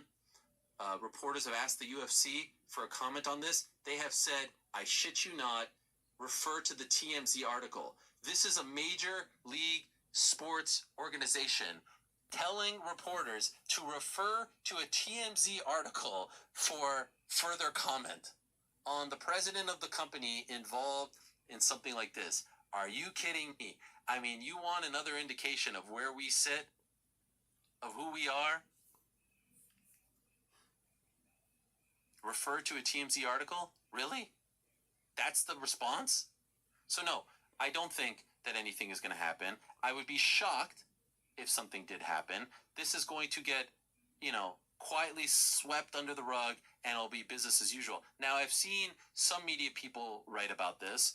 I would urge you to read the majority of them. I thought Jed Meshew of MMA Fighting put out a great article earlier this morning, an honest and fair article earlier this morning, and I would urge you to read that. I saw Kevin Ioli's article of Yahoo Sports. We know Kevin's... Let's move on to a different Ariel Helwani joint, because he had one that I think is very important. But G Coalition brother number 17, she shouldn't have slapped him, but he definitely went over the line, hitting her repeatedly and standing over her like he just smacked up some nobody getting gully on him. I don't think that's what I saw in the video. She popped him, he popped her back, and then I think she probably swung again and he grabbed her. But I don't think he was just like decking her or knocking her out. I don't know about that. It was most definitely like it was like a reflective slap. Like, it's a reflective, he slapped, you get slapped, you slap somebody back. That's what it felt like to me. But that's insane. It's a fight of the night bonus. We already know that. Fight of the night bonus. There has only been one that has stuck with me, that hurt me right here. Dana was on UFC Filtered, and in the interview, he was making fun of the fact that when I spoke about it on this show, in a different studio, I got very emotional. They were talking about me crying, and he said, your kids are going to see that. Your kids are going to see that one day. And how embarrassed they would be by seeing their father cry. And so on this day, I'll raise the same freaking question that he raised about me back in 2016. What are your kids going to say about you? What are your kids going to say about your legacy? About the way you treat fighters? About the way you treat people? About your business practices? What are your kids going to say about that video? What are your kids going to say about the kind of person that you are? What are your kids going to say about you? Ask yourself that fucking question. What are your kids going to say about you? Awards coming up. Don't go anywhere. I'll be back in a second. Ah, yes. Ariel Helwani, a journalist who made himself the center of the story, which is becoming... This is why I wanted to do this. And I know I don't even talk about UFC on this channel, really, right? Which, you know, why a lot of people are kind of like, why are you even talking about Dana White? Well, Ariel Helwani did something that wrestling media does literally all the time. They put themselves in the middle of the story. This is not about Ariel Helwani and his personal beef with Dana White. It became about that because he has personal beef with Dana White. The only story to be told is Dana White slapped his wife while drunk in Cabo. You know, that's the facts. The who, what, when, where, how, and why of the story. This whole thing about him talking about, what about your kids? What about this? What about that? That's all because he's got personal beef with Dana White. That's really all it boils down to. He's got personal beef with Dana White, so he's going to take this opportunity to kick him in the nuts. I haven't given my opinion on what should happen to Dana White. I'm going to do that near the end. I want to play some more of Ariel Helwani's his comments, because there were so many gems that came out of this whole thing of him having just the shittiest attitude. Every single fighter who's defending this, shame on TBS if they're going to air that slap fighting league. And last I checked, you click on the link, it doesn't even go to anything anymore, so who the hell knows? Can you script it any worse? Shame on TBS if that's what you're going to do. Shame on TBS if you're going to air a slap fighting league, and shame on anyone who picks it up afterwards. After that, really? And they've stayed quiet as well. Shame on anyone who's covering that, honestly. Shame on all of you. That's not sport. Shame on Nevada for sanctioning that. Nevada, who doesn't sanction BKFC, they sanction that? You're kidding me? No defense? Shame on the fighters that have to take part in it. Shame on all of them. Listen to how indignant he is about slap fighting. I'm not going to lie to you, though. I hate slap fighting. It was funny the first couple of times I saw it, but I do not like slap fighting. And the only reason I don't like it is because of what he just said. There's no defense. It's basically a CTE factory. Because these dudes who are big, jacked, and muscular, with their powdered hands, smacking each other in the face hard as possibly can. That's, no. No. You can't do that. You can't get away with that one. You're going to give somebody a concussion, bro. I'm not down with that. You're going to fuck somebody's head up. I'm not interested. Smooth realism. You watch UFC. What about boxing? I watch both. I'm not, heavily into both, but I do watch both. I watch a good fight, whether it's UFC or boxing. It takes for it to be special for me to get, like, I haven't followed UFC that closely since Anderson Silva lost. And boxing, it depends on who's fighting, really. Because boxing is so spread out, it's hard for me to even take boxing seriously. Like, there's 100 belts and none of these people matter. AJ3 says, people should stop watching TMZ. It's garbage and destroy everyone's privacy. Shame on them. Yeah, but UFC, the reason why it was important here is because UFC has a partnership Pointing out. with UFC has a partnership with TMZ, and Dana White has been friendly with them over the years. So it came across as being a fluff article of these guys basically allowing Dana White to sort of filibuster. And that's why TMZ got a lot of heat. ESPN also got a lot of heat for how they follow this story. So I'm going to play a little bit of Stephen A. Smith as he comes across very somber at this situation. The inordinate amount of times we've had to address subjects like this. We have to maintain consistency in pointing out, you do not put your hands on a woman if you are a man. You do not do it. Dana White knows that. And, all I can say is that, again, he has spoken out against men who put their hands on women before.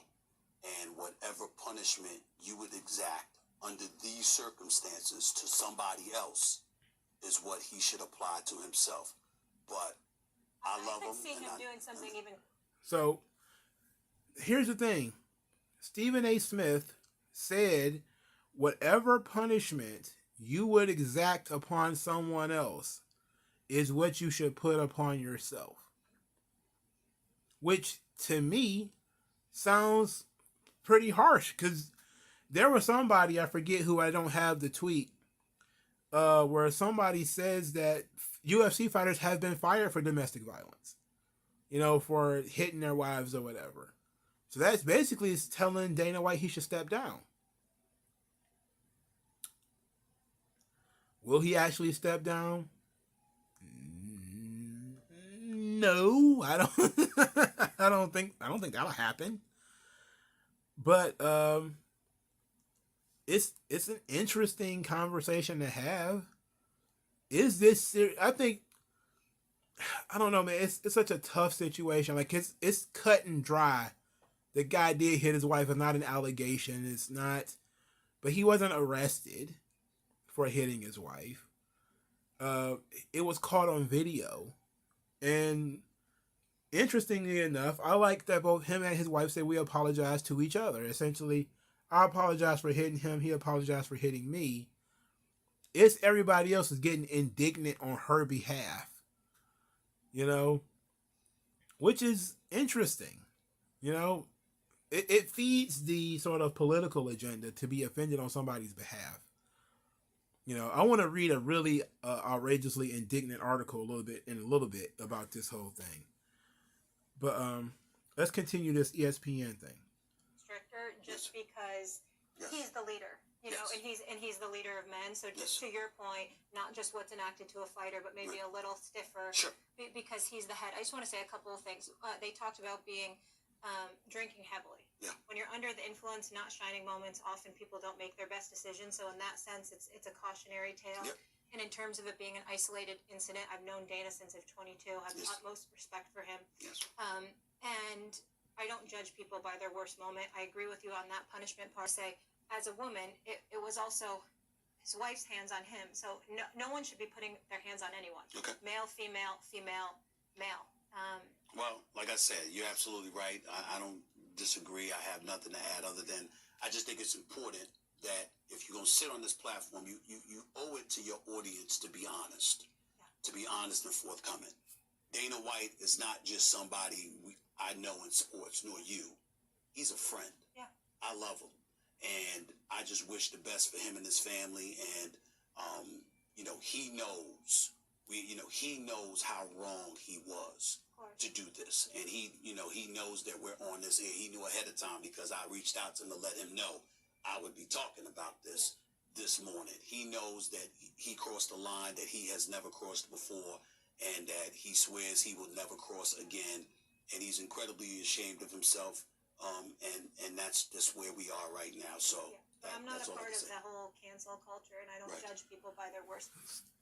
Interestingly enough, a lot of people were very upset with Stephen A. Smith for contacting Dana White before doing this. And for me,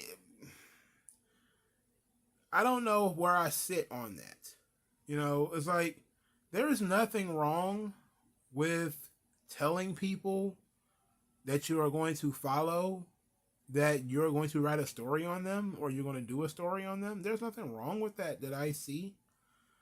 Stephen A. Smith said that they were friends. Well, they were friends before he slapped his wife. It's like, are you not allowed to,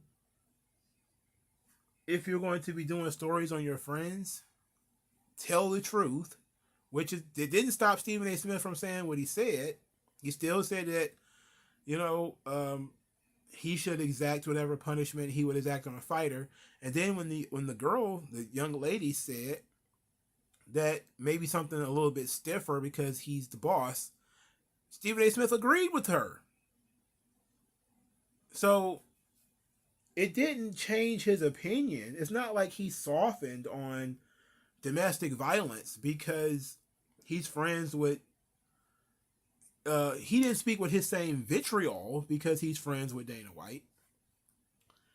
But he didn't run from it either. He's basically saying that you're right, we have to be consistent. We don't tolerate this in our society, and that's how we should do it. But ESPN is also partners with UFC. And what all of these, I want to say wrestling media so bad, what these journalists want is Dana White gone. They won't rest for anything short of Dana White being fucking gone. So here's from Front Office Sports, January 3rd, 2023. AJ Perez is the writer. UFC President Dana White apologized for a physical altercation with his wife, but there's been silence in other quarters since the video of the incident was published by TMZ on Monday. ESPN, UFC's broadcasting streaming partner, declined comment when reached by Front Office Sports on Tuesday. Endeavor, the parent company of UFC, and UFC haven't returned messages seeking comment. And White could be seen in the footage captured in a New Year's Eve party at Cabo San Lucas, slapping her husband of 26 years after Dana White said something to her. White then slapped his wife before the altercation was broken up. Then they quoted Dana White's comment. It says, in the aftermath of the former Baltimore Ravens running back Ray Rice assault on his then fiance, White was asked about domestic violence. That quote, there's one thing that you never bounce back from, and that's putting your hands on a woman, White said in 2014. Been that way in the UFC since we started here. You don't bounce back from putting your hands on a woman. White has been UFC president for over 2 decades and was instrumental in setting up a deal where casino magnates Lorenzo and Frank Fertitta acquired UFC with $2 million in 2001. Endeavor, known as WME-IMG at the time, along with 2 private equity firms, bought a controlling interest in UFC for $4 billion in 2016. Ahead of its 2021 IPO, Endeavor and its partners acquired 49.9% for about $1.7 billion. White's Power Slap promotion, billed as, quote, the world's premier power slap fighting organization, debuts on TBS on January the 11th. A message left with Turner Sports also was not returned on Tuesday. So they're going to harass TBS and they're going to harass TNT and ESPN until they get what they want, which is Dana White gone. Now, when it comes to the Power Slapping League, TBS has stopped running commercials for the Power Slap League. They have also, I'm not saying that they dropped it. I don't think it's fair to say they dropped it. I think they just cut the promotion of it. And cutting the promotion of it is like one step away from getting rid of it and completely. Because if you're not getting, nobody's going to watch it if they don't know what's on. But they've already spent money on it. The thing's already in the can. It's supposed to air next week. Maybe they postpone it. Maybe they quietly drop it. I don't know. Here's another one. This is from Jason Owens. I think this was the one that is the most indignant of all of the comments. Is this the one? No, this isn't the one. There's one of them that is very indignant, and I feel like y'all need to know this one. Oh, this is it right here. This is for USA Today for the win. The UFC has to fire Dana White after video shows him hitting his wife at a nightclub. Dana White has been the face of the Ultimate Fighting Championship, and during all those years, he has said nobody bounces back from hitting a woman. In fact, he said exactly that during an appearance on FS1 back in 2014. There's only one thing that you never bounce back from, and that's putting your hands on a woman, White said.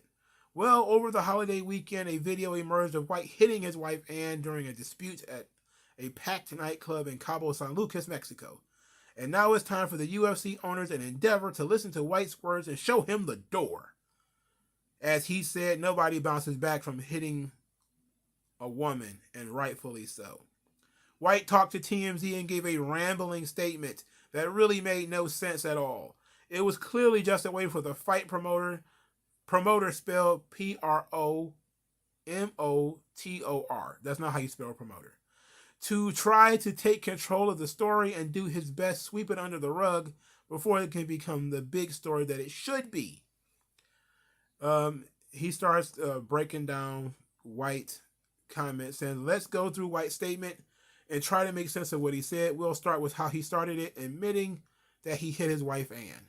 Then he went back to his message about not bouncing back from hitting your hands on a woman. Again, he's right by saying there's never an excuse.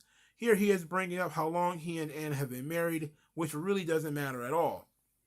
I would argue that it does matter. This guy, I would argue it does matter how long you've known each other. Because it does depend on what kind of relationship you have. Again, this guy was not arrested for domestic violence. Even though it was on video. This guy, you get into it with people and things happen. And if you've known that person for a long time, you have a sort of relationship where these kind of things might happen and you overlook it. You smooth things over. I don't know. But I don't think it's completely and totally irrelevant how long they've known each other. Somebody says, yes, he's right. It was horrible. If you've seen the video, you'll agree.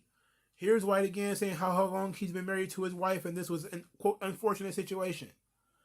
Then he continues, not sure how, quote, being together for a very long time should carry any weight here, so I won't allow it to. Also, not sure what he means by most of the people's opinions will be right, especially in my case. Like, what? Here is White not making any excuses while also making an excuse by saying there was a lot of alcohol involved. Also saying, quote, it never happened before, it's the first time that it's ever happened, are just more excuses that don't really carry any weight either, because it did happen. He did it. And yes, White does deserve something for this, a severe punishment. Imagine if any other commissioner in sports was seen on video hitting their wife. This would be news everywhere, and they would be out of a job in a heartbeat. White isn't out of a job. In fact, he has a new venture starting up this month, the Power Slap League, which is a league that will have people slapping each other in the face as hard as they can. For real. White can't be the face of that moving forward. He can't be the face of UFC anymore either. You can't bounce back from putting your hands on a woman. Just ask Dana White. Wow. I think the only thing you can't bounce back from is molesting a child, personally. I mean, a wife is a human being. Human beings hit each other. They go too far, You go too far sometimes. You would hope that people will have more control over themselves, but I'm not one for saying you should just stand around and be a victim. That's not what I'm going to say. I'm not going to say stand around if somebody's going to hit you, you just going to let it happen. I'm not going to sit there and say that.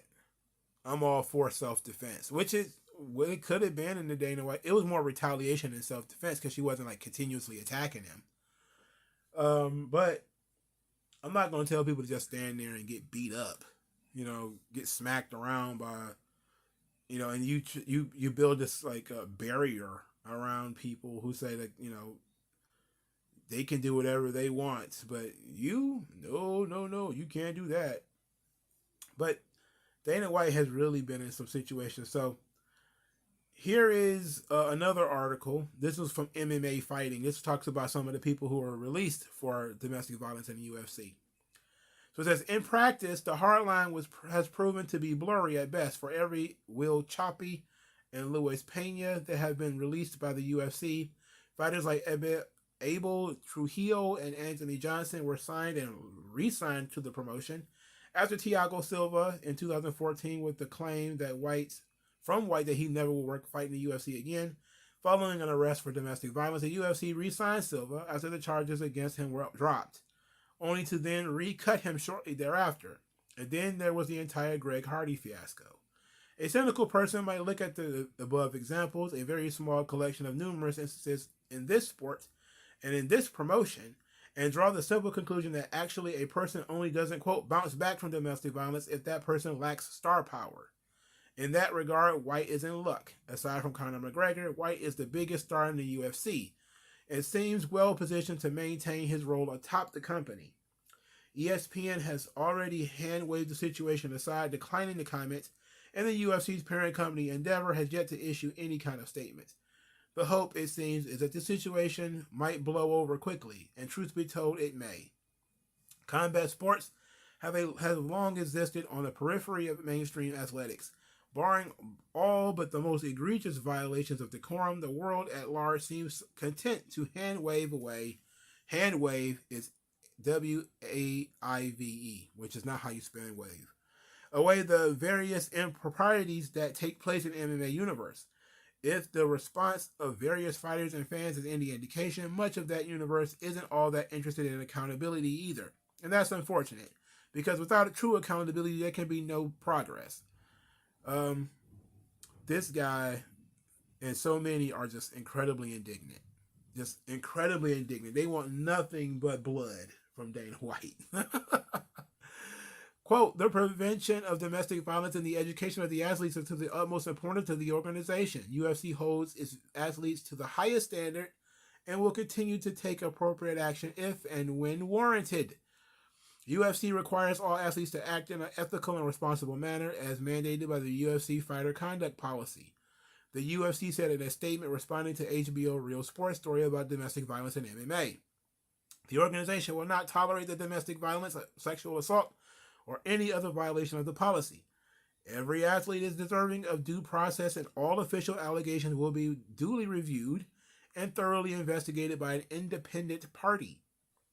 Dana White is not a fighter, but he is the face of the organization. Why should the standard be any less for him? That's a good point. That's the one point that I think these people actually make. All of the indignance about how Dana White should be fired and all that kind of stuff, that's not important to me. What is important to me is the fact that Dana White is the boss. You have to set the example. If you get away with slapping your wife, what does that say to the boys? What does that say to the boys? Back to the article. White is the very public face of an organization that has historically employed people accused and convicted of domestic violence, and he operates in a sport with a serious domestic violence problem. This means an awful lot. For him to get a pass on this, at the very minimum, creates the impression that MMA is a haven for this sort of activity that should not be allowed to happen. He gives a thought experiment about Roger Goodell slapping his wife and what would happen if Roger Goodell slapped his wife. Says, I will not necessarily arguing that Dana White should be fired. I believe strongly in second chances, but you have to earn that second chance.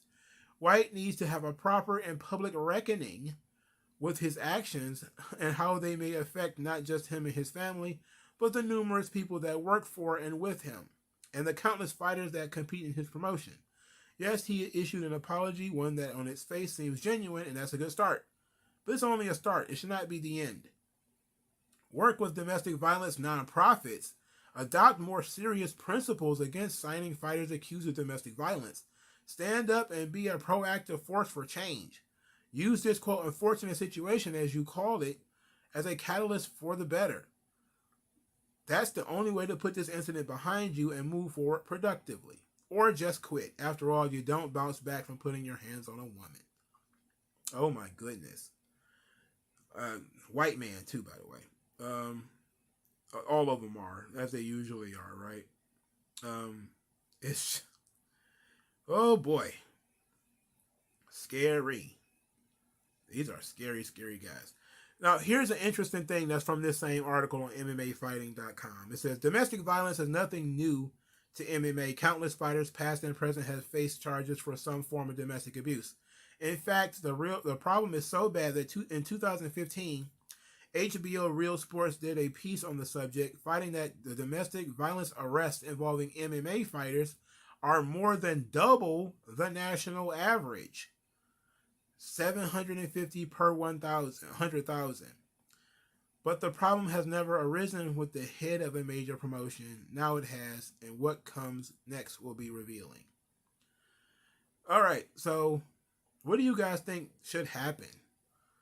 Now, what they want to do is, and this is what I've learned that a lot of leftists do, is sometimes they want to cancel you, they want to get rid of you. And I think Dana White is one of those guys they want to cancel and get rid of. I truly believe that.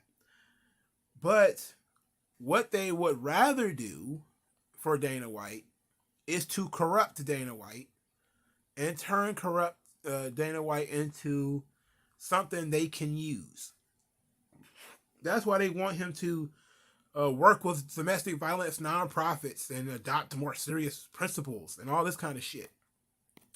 They want to create a white guilt scenario where he definitely feels so very bad for what he did. He feels so bad, of course, that he starts tying the noose around the neck of everybody else. And that he becomes essentially a force for these people. He jumps to their side. And I don't know about that. I don't know if that's a smart thing for him to do. All right, it's 11:15. I'm very tired. What do you guys want to talk about for the next few minutes? Because I'm done. The Dana White thing was really all I had.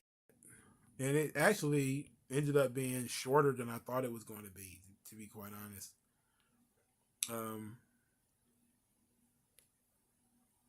So what do you guys got? What's up? Free for all until I conk out, I guess. So what do you got? Criminal. This is criminal. Well, it's all criminal. It's criminal to smack your wife. You can't do that. You can't go around smacking your wife in the face. I don't think that Dana White should be fired. I think he should be suspended for several months. And I think that the suspension should be for like 6 months or something like that. You know, and I think no pay for the first 3 months, half pay for the next 3. And during this time, he has to go through some kind of trainings, you know, some therapy, that kind of thing. And then he can come back. But I don't think he should be fired because he retaliated when his wife slapped him.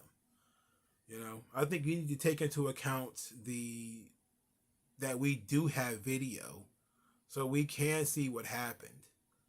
And it wasn't that bad. Like it wasn't his shining moment. It's not the best moment. It's not something you want people to emulate. It's not something you want people to recognize and to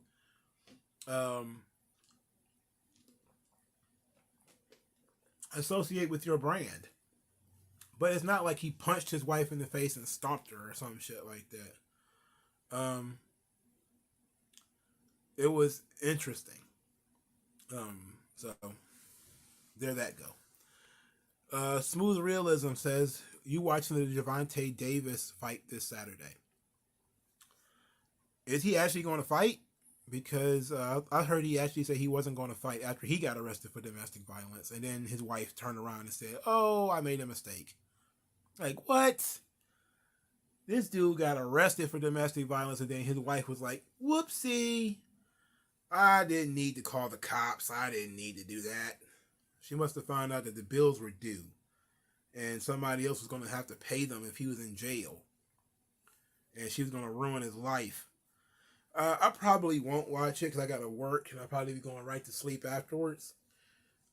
Maybe I'll catch it some other time. But I like I said, I watch boxing, but I'm not all in on it. So I may watch it, I may not. It depends. I don't think I watched a whole Tank Davis fight in a long time anyway. Ninja says the Federal Trade Commission proposed a new rule that would ban employers from imposing non-competes on their workers. Let's look that up while we're here. Let's see here. FTC non-compete ban. Let's see. The Federal Trade Commission proposes rule to ban non-compete clauses which hurt workers and harm competition. Agency estimates new rule could increase workers' earnings by nearly $300 billion per year. Oh, really? So the government wants to once again step in and tell you as an employer and an employee what kind of situation you cannot create. Again, this makes let's hear them out. This is a press release. It says the Federal Trade Commission proposed a new rule that would ban employers from imposing non-competes on their workers, a widespread and often exploitative practice. See, we're already in a bad space here. It's not exploitative if people agree to it. You're not being exploited if you're being paid for something. See, this is a judgment call, right? Immediately, somebody is passing judgment on something that you have chosen to do. A situation between you and your employer. Okay, who are these people to pass a judgment on whether that's exploitative or not? How the fuck do they know? Let's continue on. A widespread and often exploitative practice that suppresses wages, hampers innovation, and blocks entrepreneurs from starting new businesses. By stopping this practice, the agency estimates that the new proposed rule could increase wages by nearly $300 billion per year and expand career opportunities for about 30 million Americans. The FTC is seeking public comment on the proposed rule, which is based on a preliminary finding that non-competes constitute an unfair method of competition and therefore violate Section 5 of the Federal Trade Commission Act. Quote, the freedom to change jobs is core to the economic liberty and to a competitive and thriving economy, said Chair Linda M. Kahn. Non-competes block workers from freely switching jobs, depriving them of higher wages and better working conditions, and depriving businesses of a talent pool that may need to build and expand. By ending this practice, the FTC proposed rule would promote greater dynamism, innovation, and healthy competition. Why is the government trying to, quote, help competition? I'm very suspicious of that. I don't think that they're really trying to doing this. I bet you if I looked up this bureaucrat, Lena M. Kahn, she's going to be a Democrat from the middle of nowhere or something like that. And it's going to be, this is a backdoor into something else. It says, quote, companies use non-competes for workers across industries and job levels, from hairstylists and warehouse workers to doctors and business executives. In many cases, employers use their outsized bargaining power to coerce workers into signing these contracts. Non-competes harm competition in U.S. labor markets by blocking workers from pursuing better opportunities and by preventing employers from hiring the best available talent. This is false. You can still hire the best available talent. That person can still pursue better opportunities. Just cannot utilize this individual for a certain amount of time in which they have to be compensated. They have to be compensated for that time. You know, and I'm pretty sure it doesn't factor in at all. It doesn't, there is almost no, I'm not seeing anything so far that would argue the merits of non-competes. Right? If you're going to really get people to debate non-competes, wouldn't you tell them why a company would utilize a non-compete? Why would you not tell people why companies utilize non-competes? Because what will end up happening is people will join a company, gain information within that company, and then freely just switch it to the other side and sell it to their competition, which is in some ways very dirty baseball. You know, if you could poach somebody who's very important from your competition, who knows the inner workings of that competition, and you have no opportunity to switch your strategy because this person can jump from working in your company to working to your opponent's company within a week. There's no time for you to strategically change your processes or whatever. Your company is constantly in flux and constantly under attack by other people coming in and buying out your workers, which is a good thing for the workers, but it's terrible for your fucking company. So the carrot doesn't give a fuck about your company. Jay says, that's not entirely true. They also have people sign NDAs and creative rights, so they would be in breach of that.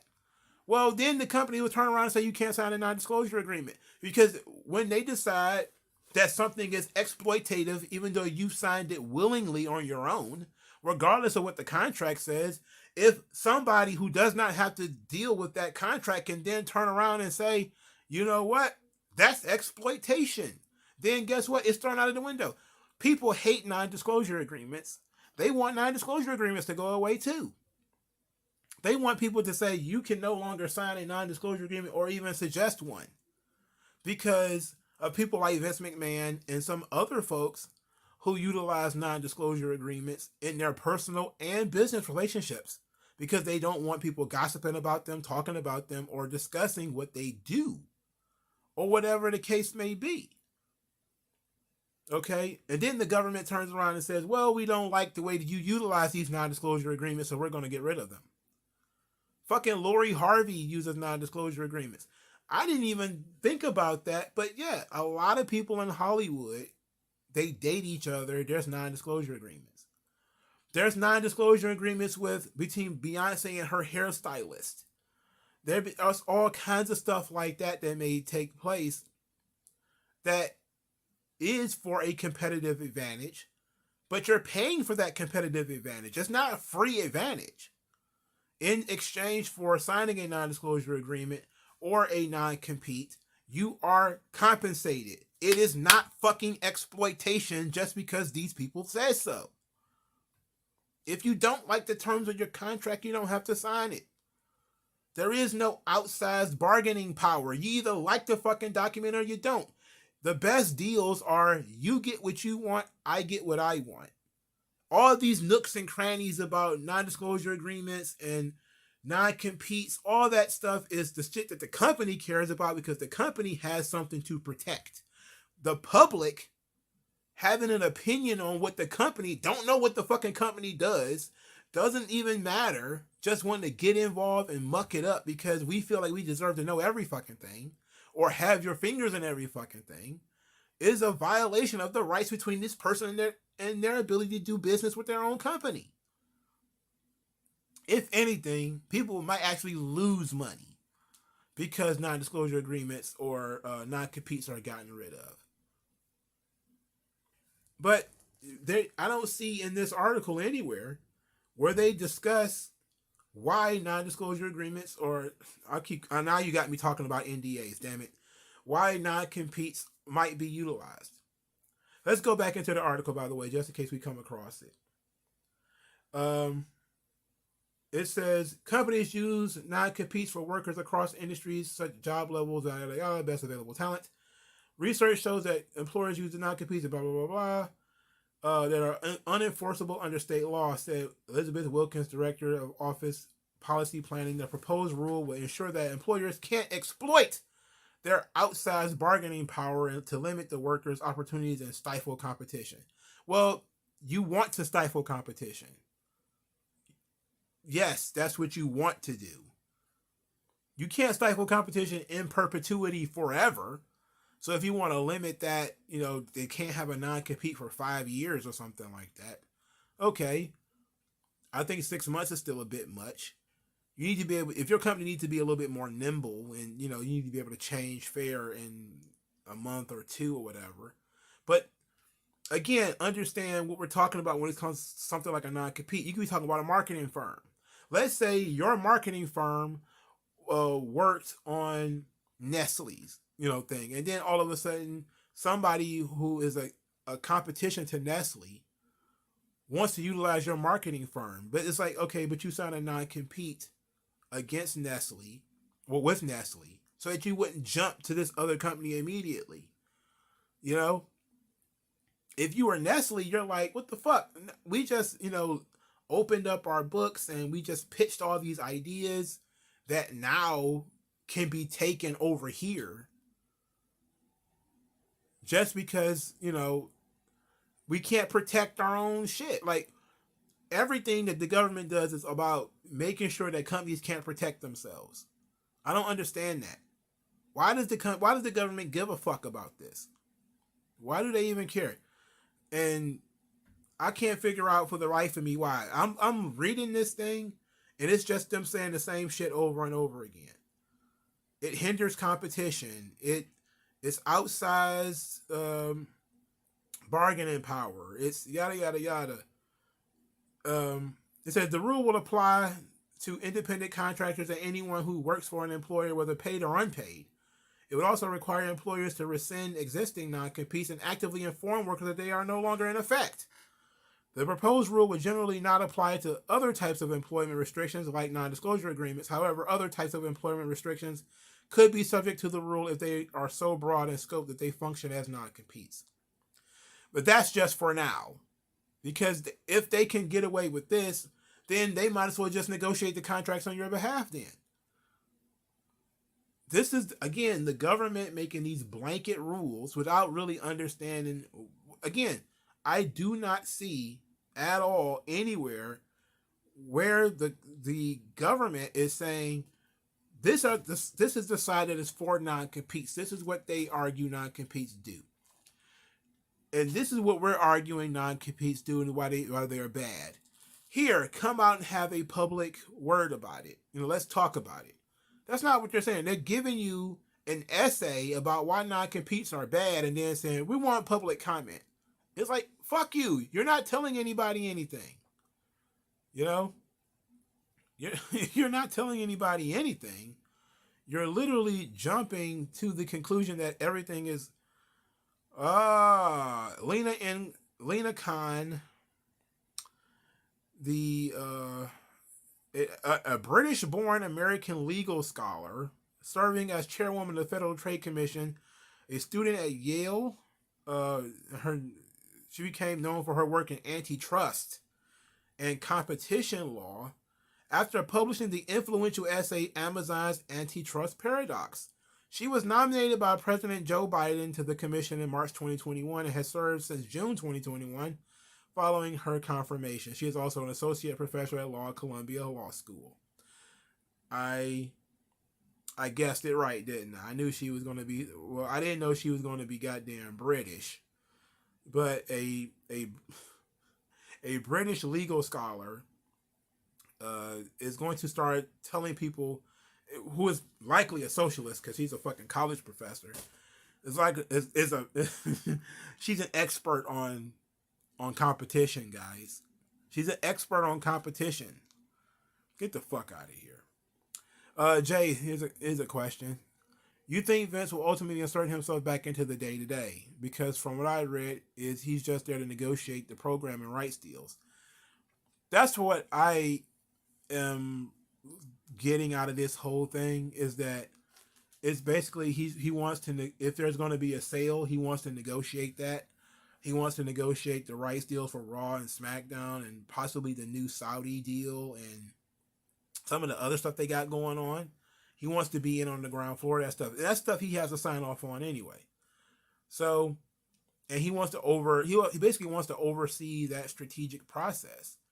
These deals and what the options were.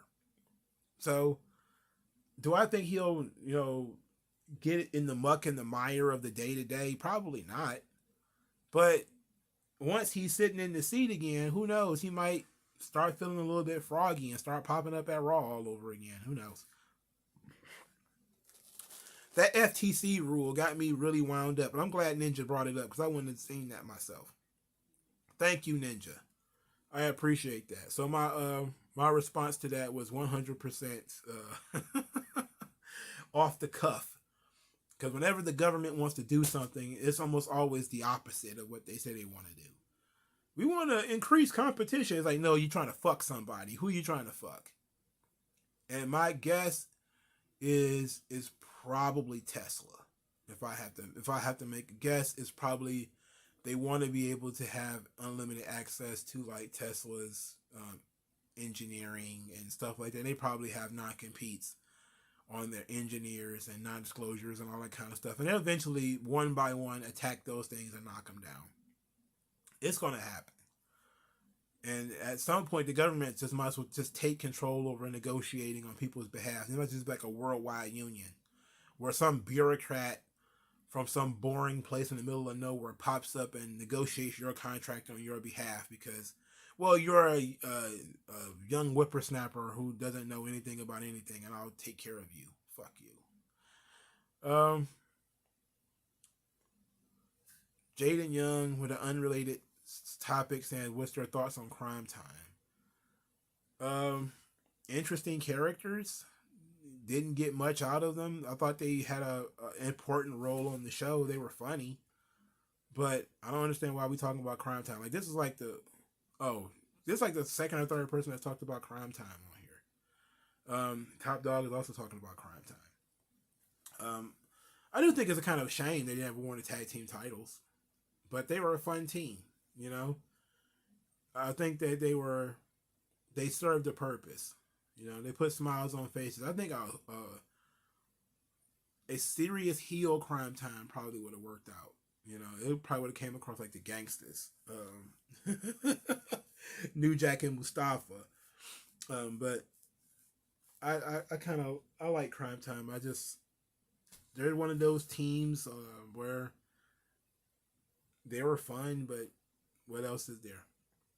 All right, guys. Thank you all for talking to Vince McMahon and Dana White with me, and also for triggering me with the Federal Trade Commission. I appreciate that. Well, I guess we could talk about the Federal Trade Commission and what it means for WWE if they got rid of it. That would mean that, you know, WWE could release a talent and then they could jump ship to AEW immediately or onto the independents immediately. It would also probably change the quality of the contracts because the WWE will be promising to pay a certain amount of money during this non-disclosure or non-compete time frame. That money would vanish immediately. So that means if you are fired, then you wouldn't get a non-disclosure. I mean, I keep saying non-disclosure, I mean a non-compete, which means you will have to find employment almost immediately. You know, and if you don't, then you're fucked. So think about that. Think about the people who, because there's a non-compete, they get fired from a job. And the job, because of the non-compete, is going to pay them for 30 days or 60 days or whatever. So maybe now they have time to go out and find another job. You know, because they got fired due to no,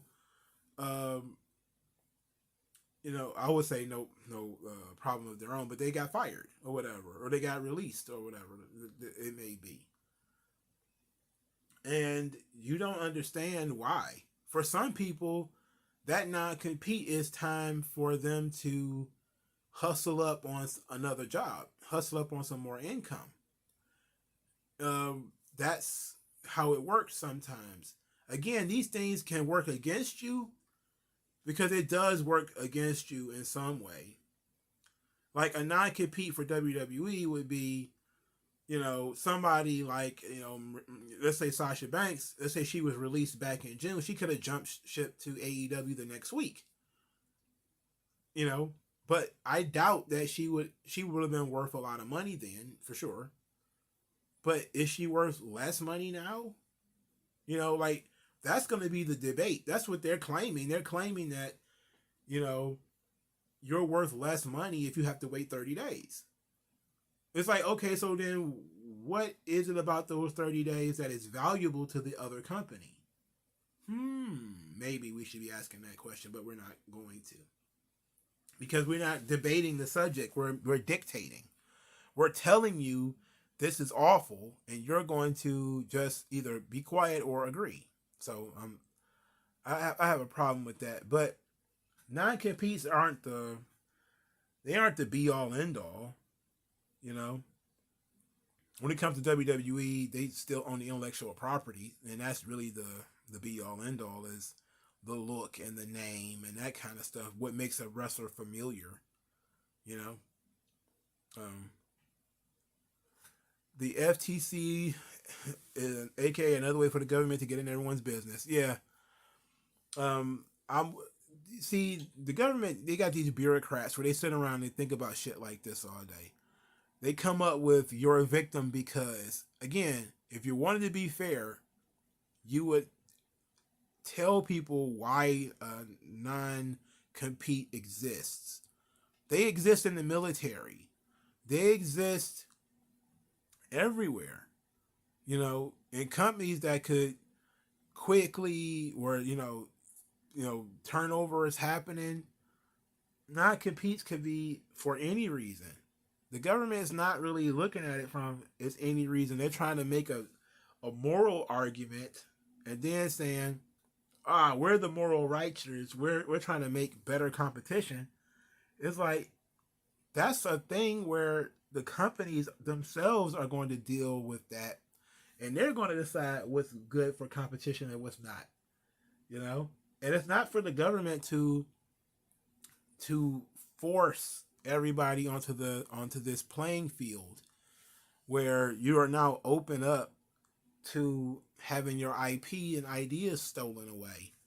You know, that's not what that's a problem. You know, there's a reason for these things existing. It has nothing to do with exploitation, considering you don't have to sign the contract. You know, I don't understand how people. That's the most basic of all contract law is, did you fucking sign it? Did you read it? Do you know what you're signing? If you know what you're signing, for fuck's sake, how could you possibly begin to exploit it? You agreed to it. Literally, you agreed. Now, it seems like a lot of these people, you know, they have what you call the regret clause. You know, that's why all of a sudden, I'm not gonna say it, but you get these teenage girls out here where they do things and then they regret, and then they can run to somebody and say, it wasn't this, it wasn't that. And it's like, no, it was. You just regret that you did it. Contracts are the exact same way. People sign contracts and then they wish they had never signed them. And now all of a sudden the contract is exploitation because I signed the contract and then I regretted signing the contract. I felt like I shouldn't have. I was pressured into it. Like, well, no, legally they can't pressure you into signing. Nobody can put a gun to your head and make you sign a contract. I think that if a contract is signed under duress or in ignorance, it should be voided. Basically, if you didn't have your own lawyer and the company knows that you didn't have your own lawyer, if you use the company's lawyer, because that sometimes happens in the music business, the label will offer you an attorney. Again, the government does the exact same fucking thing when they put you on trial for murder. It's, can you get your own attorney? No. Okay, we'll give you one. And then the government will tell you that you're being exploited if, fucking Def Jam gives you an attorney. Because they'll say, oh, well, that attorney works for Def Jam. It's like, would you think the same thing about a public defender that's given to me by the fucking government who's putting me on trial for murder or child molestation or whatever the fuck? How do you not see how that works? In any event, I forgot where I was going with that. Oh yeah, if you don't have your own lawyer and the company puts you on the spot and says sign this right now or it goes away, and you don't have time to read it, you don't have time to get your own attorney or your own accountant or whatever to look through it, it should be voided because they created an information asymmetry on purpose. And I even agree with that when it comes to prenuptial agreements. Like, prenups are contracts between husband and wife. These things get thrown out in court all the time because it's the same fucking wordage that they use here. It's exploitative, it's coercive, it's this, it's that. It's like, bitch, did you sign the contract? Yes, I signed the contract, but I wouldn't have signed it if I wouldn't have gotten married. And it's like, that's not even the fucking point. Did you sign it?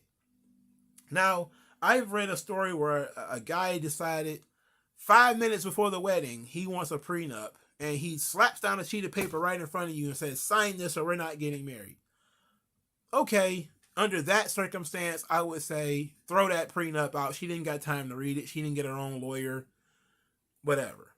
But if you got your own lawyer, you got your own attorney, you got a lot of time to review the document, your attorney says sign that document, the attorney signs the document saying that this was your attorney that you hired with your own money, and then you signed it, motherfucker, you're an adult. You should be held to this document that you signed.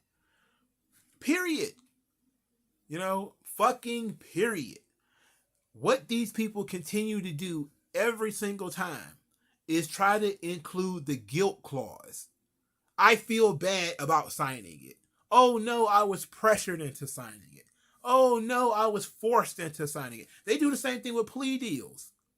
Fucking criminal signs a plea deal to get a lower sentence. All of a sudden, I was pressured into signing it. I look at it the exact same way. Was it brought to you at 3 a.m. while you were asleep or something like that? And then you signed it and then you rolled over and went back to sleep? In that case, yeah, let's void this damn thing. If you, were like, hey, I'm tactically going to take 10 years instead of going for 25, I'm going to sign this document, and you signed it, well, you stuck with it. If you agreed to go to prison for a crime you didn't commit, you stuck with it because you signed the document. Get your own lawyer or have somebody else get you a lawyer to go through that document. And if you sign it, you're stuck with it.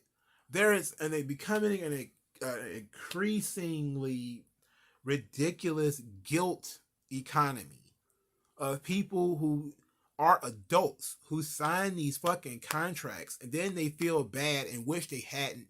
And they run to the government and say, it's exploitative. It's coercive. It's like coercion has a definition, right? We know that all contracts signed under coercion is null and void. Coercion has a definition. By the definition given to you by the government about exploitation, that means every fucking contract you will ever sign in your entire life is exploitative. You signed a contract with MasterCard.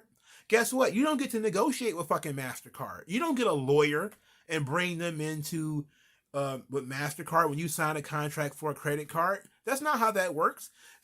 Fucking MasterCard gives you their terms of service and all of that shit, and then you read it and you sign it. It's the same thing with a cell phone company. How many times have you seen T-Mobile or AT&T or whatever, they slide you a fucking contract? Here, sign this contract. You just pop out an ink pen and sign it. You don't even fucking read it. But if something happens, they refer to that fucking contract like, hey, you signed it. Well, then why isn't that exploitative and coercive? Because I need a cell phone right fucking now. And T-Mobile didn't want to give me a phone until I signed this fucking contract. What about cable companies? Is that not coercive? I want to be able to watch Monday Night Raw. You popped up at 2 o'clock in the afternoon, and I got to run to the grocery store, and you popped up and said, here, sign this fucking contract. So I just signed it and went on about my day. What the fuck? At what point do people are responsible for the fucking documents that they sign? If you really want to make capitalism work, if you really cared about competition, the first thing you would do is force people to accept accountability for their own behavior, their own actions. Because only then will people make better decisions.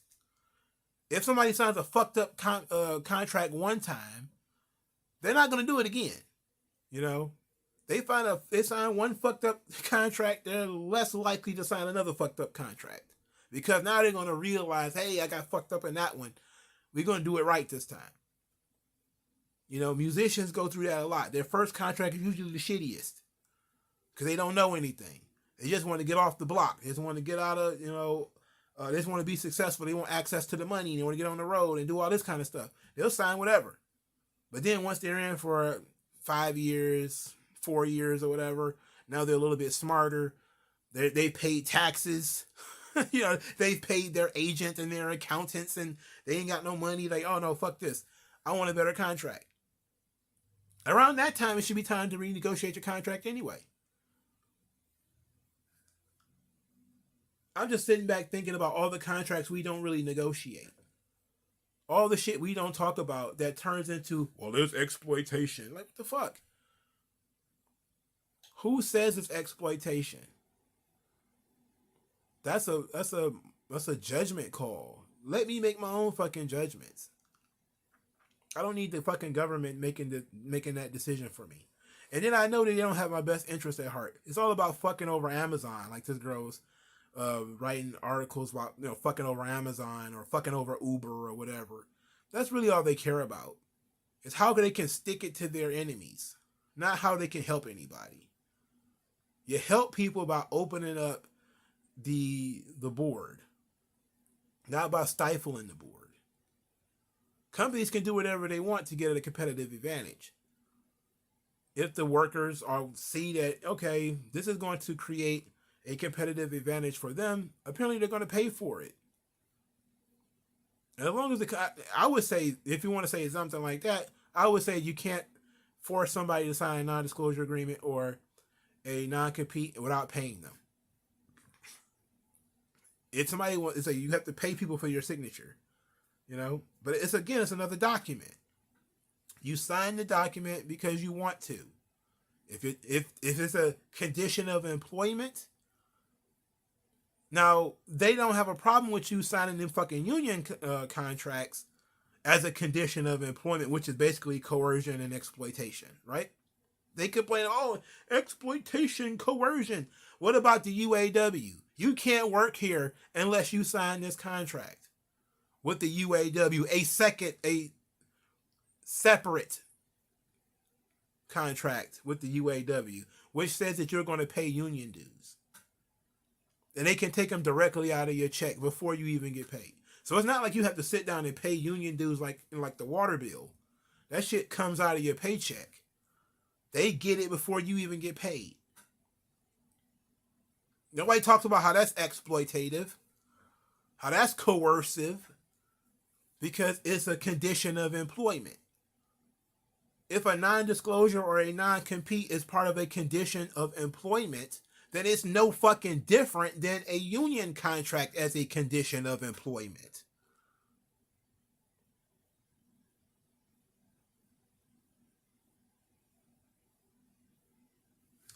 See what y'all started, man. Y'all done got me all worked up about this shit, man.